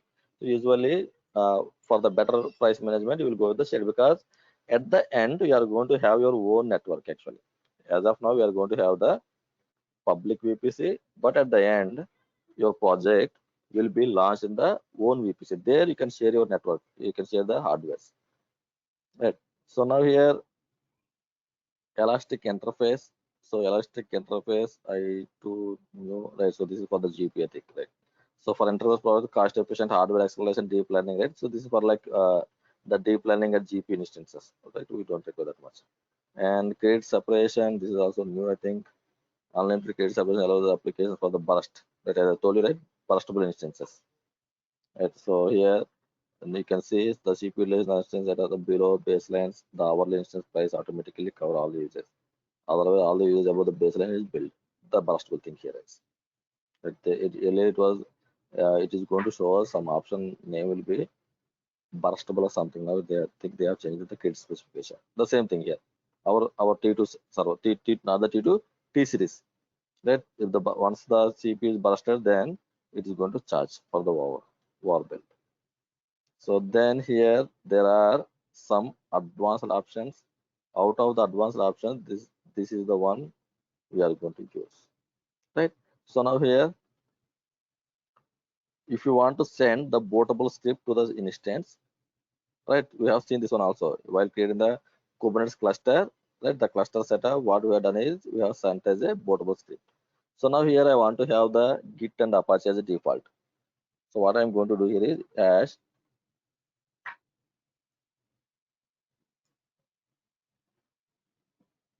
bin bash. So then yum install git -y, yum install httpd -y. If you don't pass the -y, then it will wait for your confirmation, right? So here, right, while creating the mission, I want to have the default of Git and Apache as a default. So bootable scripts can be passed with the help of user data. You can pass the command, something like that, or if you have the script, if the script is very huge, then you can pass as a file.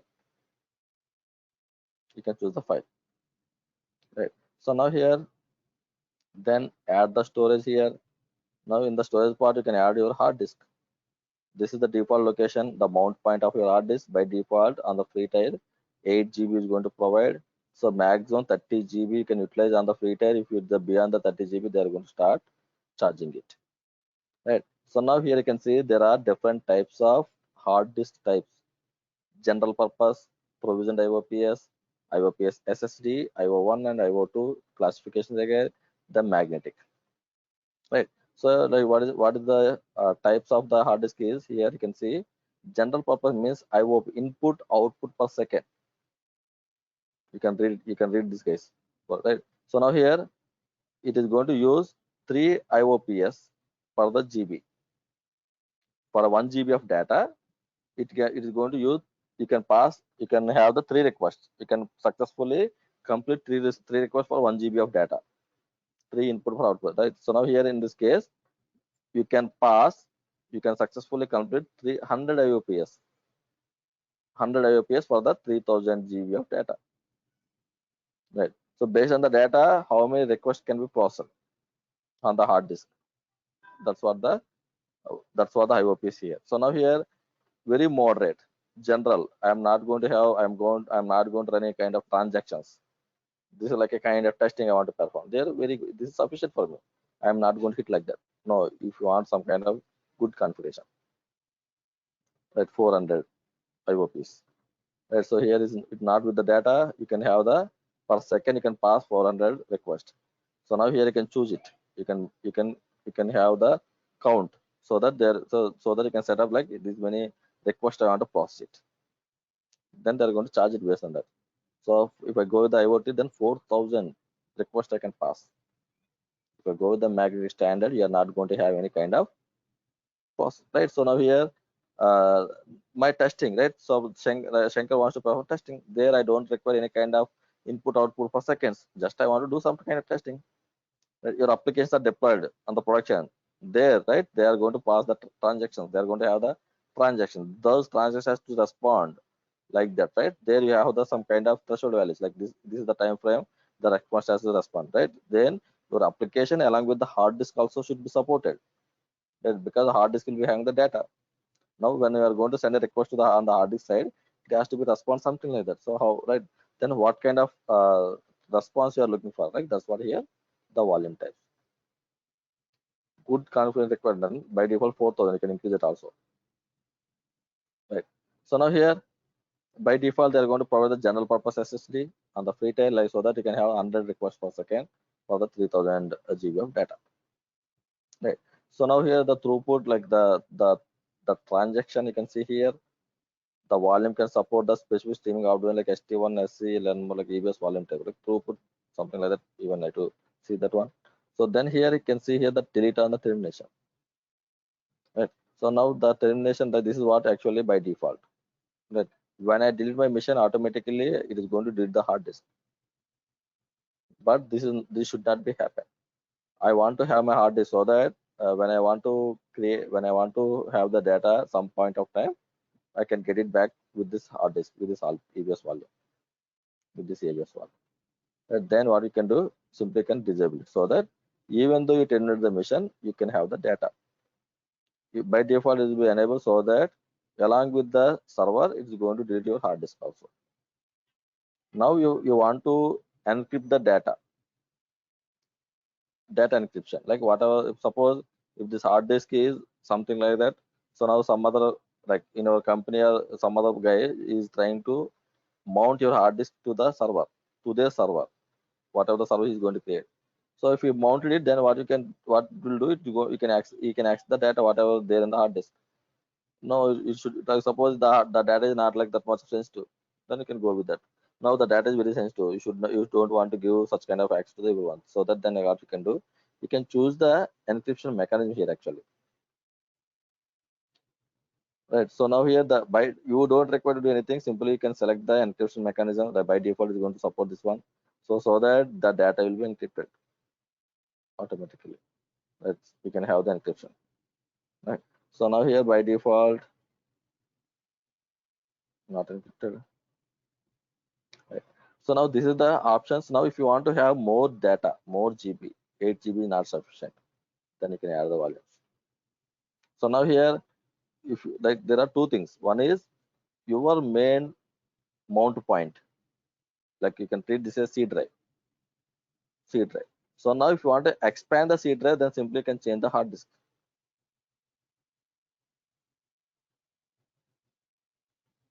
Your C drive. Now here 500 GB you are not going to allocate the C drive, right? So C drive is basically used for the OS level thing. Now what are the data you are going to have on the system? For that you are going to create your partition like D drive, E drive. Same thing here also. If you want to expand the C drive, then simply go with that. Now if you don't want to go with the expansion of C drive, then if you want to have separate drive, then you can create the add volumes. Then you can see XVDA B, C, D, like C, D, F, G, something like that. You can have your size, like that. Like that, you can add the extra drives, extra mount points. So now here, then tags, right? So the identification, right? So identification of the missions can be done with the tags. So now here tag name you can provide, like suppose name, and here I'm going to provide my system as a testing mission, right? So that you can identify the system with the testing. Then what is the purpose of the tagging here is not only for just for identification by saying like that. When you are going to write here, the automation part comes in the picture.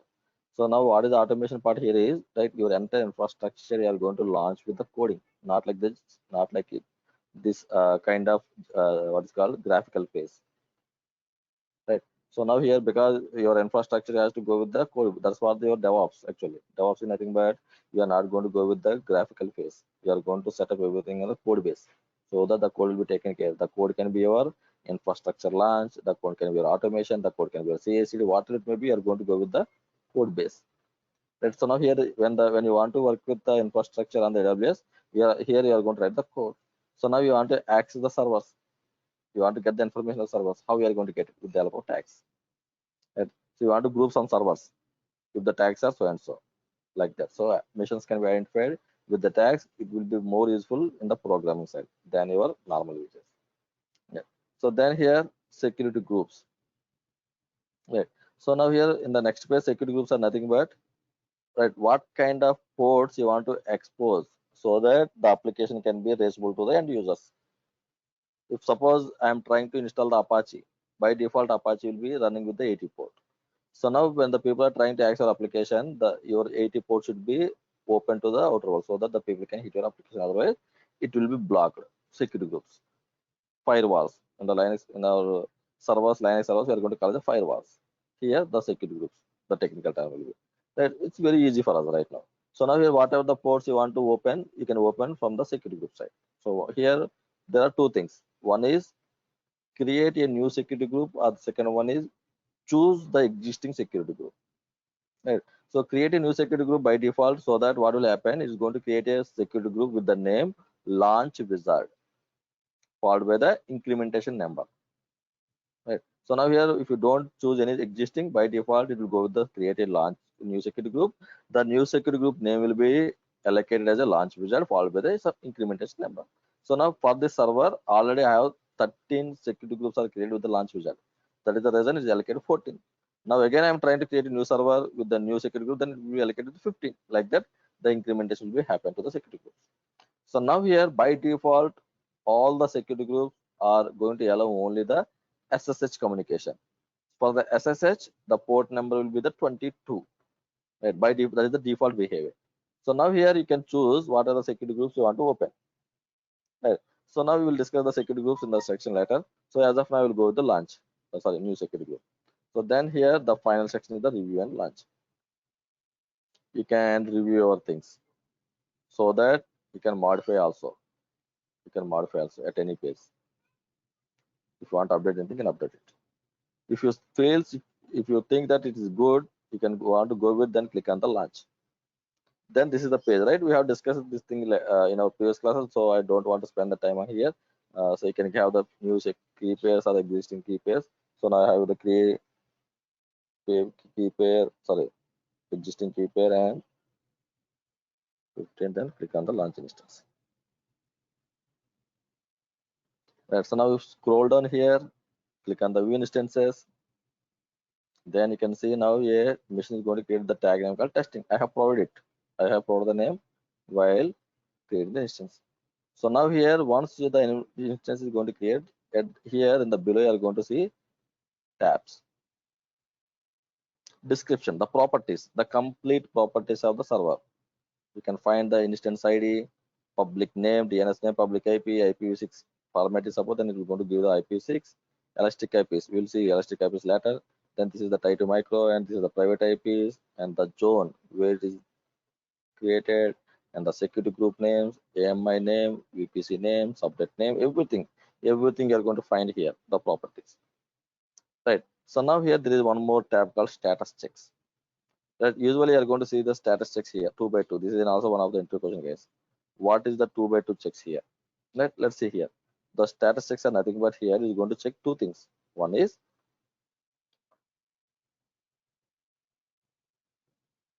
is system statistics, and the second one is additional resources.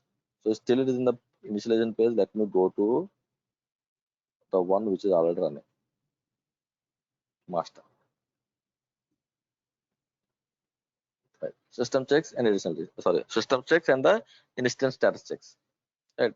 So here you can see two things here: system checks and instance statistics. If I go to the testing, there is an installation page. You can see here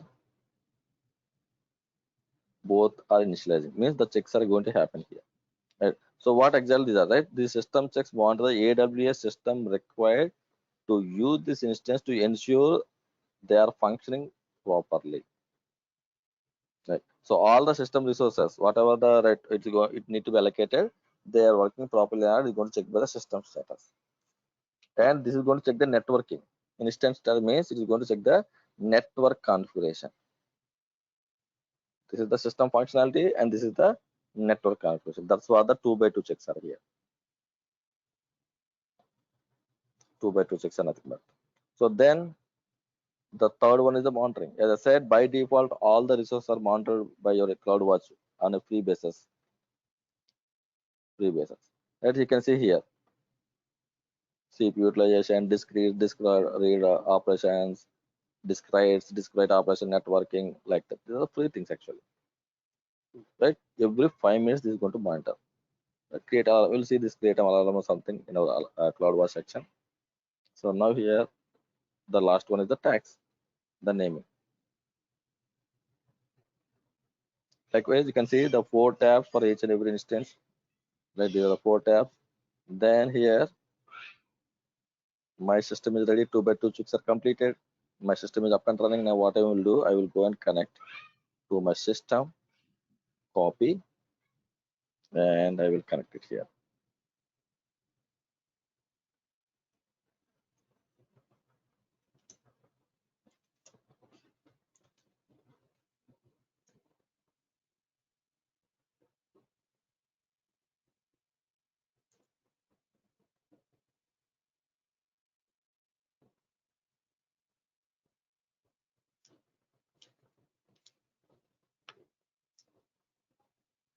Right, so sudo -i git -version. Right, because through the bootable script I have passed the git. That service httpd status. Right, Apache is installed but is not active because I have given only the installation, not the start. So service httpd start. Now you can see status. Apache is also running. Right. So with the bootable script, I got my Apache as well as the Git. Right. So now my machine is ready. Right. So now what I want to do? So I want to do is nothing but I want to have this setup. Apache and Git setup is required in my future also. In my future also, I may require the Git and Apache setup. So then what I need to do here is, right. So again in future, suppose in the next month, in the October month, I may get the requirement of launch 10 servers with the Apache and Git. So again, I need to go to the AWS and click on the launch instance and give the count of 10 and go for the advanced section, and the bootable script again give the script. No, not like that. Right? You can have it also. So that is one way, but that is a repetition process. Again, you are going to repeat it again, the same task. If it's 2 lines of code, that is fine. If there are 20 lines of code, then right. So that is a kind of like what you call headache for us actually. So for that, what we can do, we can create our own images. Like in the Docker, we have our custom image. In the same fashion, we can create our own image so that in future, whenever you want to have the same setup, you can use your custom images to launch the instances. For that, what you can do here is select the instance, then go to the actions, and you are going to see here image. Click on create image. So now here, click on the create image, then give the image name. Right. So here my image name is Apache with Git, some name, copy, paste. So now here it's going to show you whatever the instance you are using to create an image. This is the one, right? So this is the one I'm going to use. So this mission will be having the default of hard disk space is 8 GB. Right? So now it's going to take the backup with the image configuration along with Apache with Git, along with the data also. Configuration along with the data also. That's where you can see this is going to create an image for the server which is having the 8 GB of hard disk. Right, that is the 8 GB I have taken for the server. So now here there is an extra, like if you want to have a new, so suppose in next month I want to have a mission, that mission should be have 200 GB, not like 8 GB. Then what you can do, while creating the image, you can have the extra volume also, so that in future when you want to create the missions, that will be allocated with the 200 GB space. Right, that is one extra option. Then here you can see no reboot. Right, so what will happen here if I enable this option? Right, so now here what will happen, if I am not enable this option, if I click on the create image, your server will be rebooted. Whatever the server you are connected, it will be rebooted. Right. So now here let me go. Now no reboot. Create the image. Now I'm going to select create the image. So now here if you see here, you are going to lose the connection. See, my connection is gone because when it's going to create the image, it is going to reboot the server.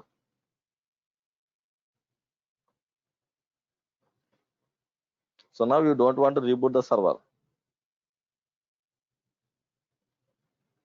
but I want to have the backup. I want to create an image. So then what you can do, you can enable this option.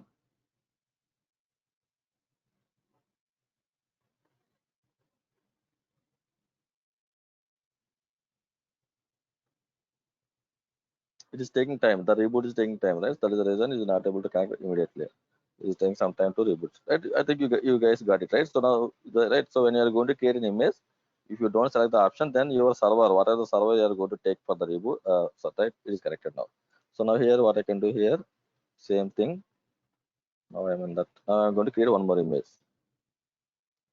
Apache with Git -1.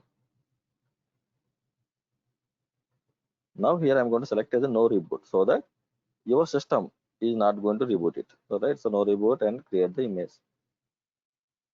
Right, so now here it is not going to, you are not going to lose the connection. It is not going to reboot. That's for the reboot option here. So now close it. So now here I have created an image. So what I can do, you can go to the image section in the left pane and click on the AMIs, so that you are going to see the images. Now the image is available. The first one, the second one is in the pending phase. So now here, when you want to have the same setup again, right? When you want to have the same setup again, what you can do, you can take your image and go to the actions, and here you can click on the launch, so that it will take the image. It will take the image, choose the image already done, and it will go with the options. This is one way. The second way is, as usual, you can go to the EC2 service and you can go with the launch instance. The second way, the first way is go to the images and click on the launch instance. The second way, as usual, you can click on the launch instance. Then here,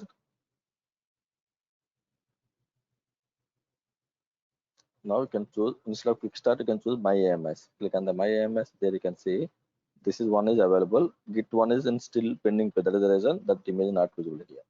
Once that is ready, you can see it here. So now you can select it here, something like that.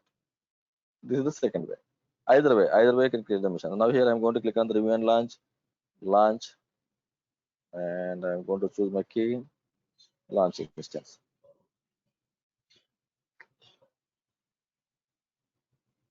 View instances. Right, so here this is the mission. This is going to launch. Now it should get all the configurations with the data. I don't need to install it again and again.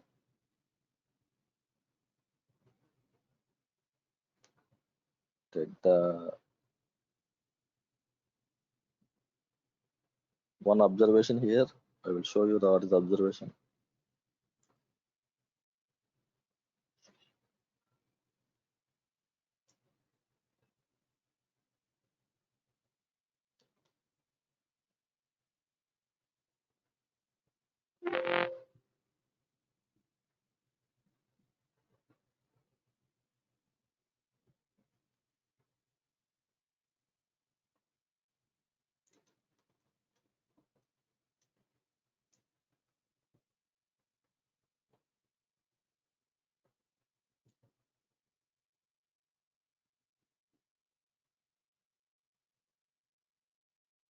I'm trying to connect to the new system which created with the EMI. So now here the observation. See here SSH and the key, then followed by the username is root. Usually, if you guys observe here, if you are trying to connect any server, suppose let me take the Jenkins connect, it's going to show you the default user. But if you are created any mission with the image, then it will take the default as a root, as a default root. So now what you need to do, you need to switch from the root and to the default user. That is the reason it's going to tell you login as a registered user, not with the root. It is not going to allow you here. So now here what I need to do, when you are trying to connect the mission, so you need to change from the root to EC2 user. This is what the step you need to take when you create any mission with the image. If you created any mission with the image, what image? Your custom image, not the default image. So now it's going to connect the mission.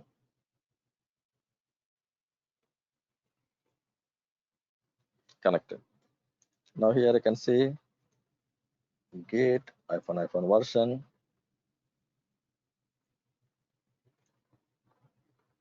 service, HTTPD status. Right. So by default it will be dead. You can start it. Right. So likewise, you can have your own configuration along with the data by creating an image, like the same concept of Docker custom images. No difference here. Right. So this is one thing, guys. So then here we have few things actually from the instance side. So the few things are nothing but actions part. Right. So now here you can see if I go, this is the connect. Right. We know how to connect the mission. So now here create a template from the instance. I will show you, maybe not today, in the next class. Launch more like this. How many missions you want to have? How many missions you want to have with the same setup? Simple. You can launch. You don't need to go all the steps. Straight away, you can launch the missions with the option launch more like this.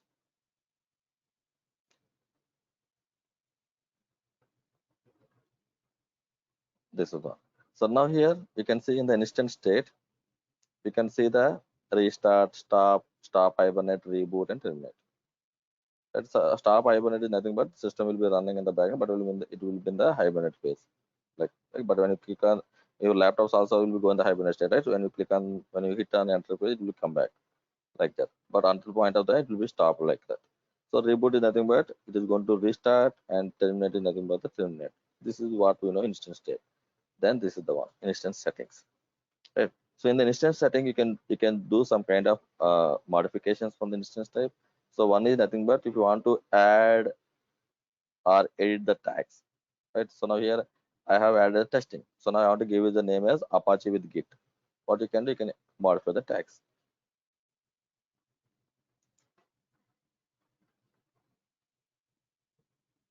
Save it. You can modify it, right? So this the same thing you can perform from here also. Edit the tags, add or edit the tags from here also. Then in the instance setting, attached to auto scaling group, this is the separate section for us. Auto scaling. These two we'll see later. Nothing but auto scaling and replacement of IMO. These two I'll show you later. Then this is the one, our interview area, instance type. So here right now I have launched the instance with the T2 micro. Now here the requirement is, as I said, you on fly you can upgrade your servers. On fly means if you are not sure how much load will be coming to the server. Now when you are not sure, you don't go with the high configuration because you have to pay the rent. Then better to go with the low configuration. Now when the moment you see this server is not sufficient for the load, then based on the load you can configure it more. You can increase the server configuration, right? So there what you can do, simple. The simple thing will be create that once you create a server with the some default configuration, some low configuration, then when you want to increase it more, then what you can do is while running, while running phase, you cannot increase the system configuration when the system is running. The thing is you have to stop the server, then increase it. So now here, if you guys observe here, this is the Linux machine which is running with the T2 micro and it is stopped. So now here this machine I want to upgrade it. So to upgrade, what I can do here, go to the actions, go to the instance settings, and here you can see change the instance type. Select it. Then here you can see T2 micro is there. You can see all the system types. Now you can modify whatever you want. Click on apply. You can see system type is changed. Simple, right? Hardly it is a seconds of time for us actually. Stop, upgrade, and start it. Like that, right? But earlier you don't have this kind of option. By that time, when you want to upgrade the server, what you need to do here is we need to create the image. We need to create an image, or we need to take the backup of EBS, then launch new instance with the high configuration, then attach the EBS if you are going with the EBS volumes. Or what you can do is you can take an image for the server, then launch the instance with high configuration with the image, like that, multiple ways. But now it's hardly it's a second job, nothing but stop and upgrade it. So this is one thing, and here you can see termination protection. Simple. Let's see here nothing but as I said, you can enable the termination, you can enable termination so that when the people are trying to, so now I have enabled it. So when the people are trying to terminate the mission, it is not going to allow me. See, no enable. So this instance have the termination protection and will not be terminated. Use the change terminate protection, then allow it so that you can terminate it. So now here what I need to do, I need to go to the settings, then here go to the terminate protection, then here disable, then go for the termination. You can see the termination like that. Then here in the settings, you can see here user data. Right, we know what is the user data. Right, user data is nothing but bootable scripts. Right. So now here you can modify the bootable scripts also. Right. So earlier I have given what I have given is like add what is called Git and Apache installation. Right. So now here I want to add one more utility, Siege. I want to install the Siege tool also, some extra tool. So now if you want to install the Siege tool also, as a bootable script, that is also possible. You can modify it. Let's go and see. So this is the one which I have created, Apache with the Git with the help of the bootable script. Now go to the actions, settings, view changer user data. Right.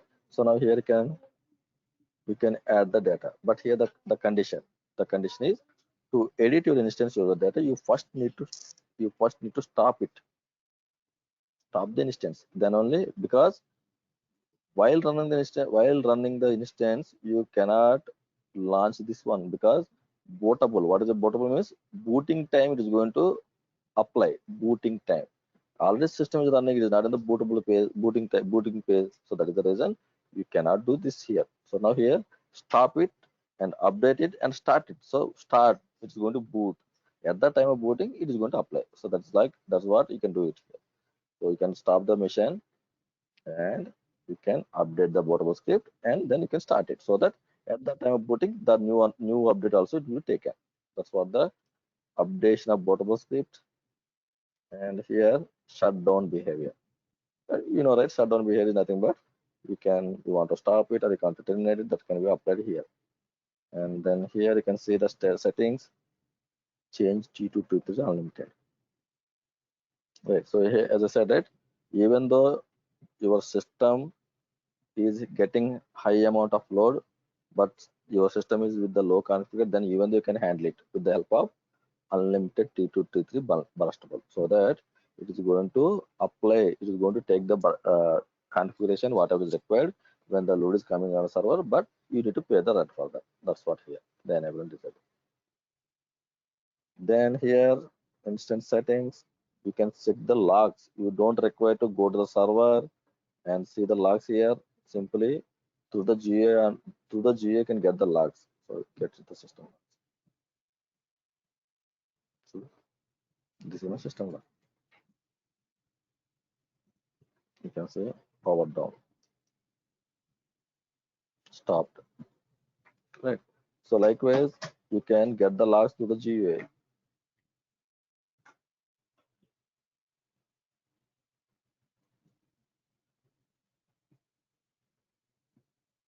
save it. So now when you start it, it's going to apply like that. So then in the instance settings, you can see a screenshot, nothing, these are kind of thing. The capacity reservation, this is nothing but the cluster setup. Likewise, these settings can be utilized to apply the changes on the system type. And this is what we have seen, nothing but to create the images. So networking, cloud wanting, and other stuff we'll see in our next class. Then these other options. Right, guys? So I'm going to stop it for today, and we'll see the rest of the concepts in our next class. Thank you, Shankar. Yeah, thanks, guys. So I have shared the yesterday recording today morning. So today evening I will share this recording also. Oh yeah, sure. And are you going to share the AWS documents? Or... Yes. I'm going to share the AWS documents, the complete set. Okay. Thank you. Thanks, Shankar. Yeah, thank you, guys. See you on next week. Bye.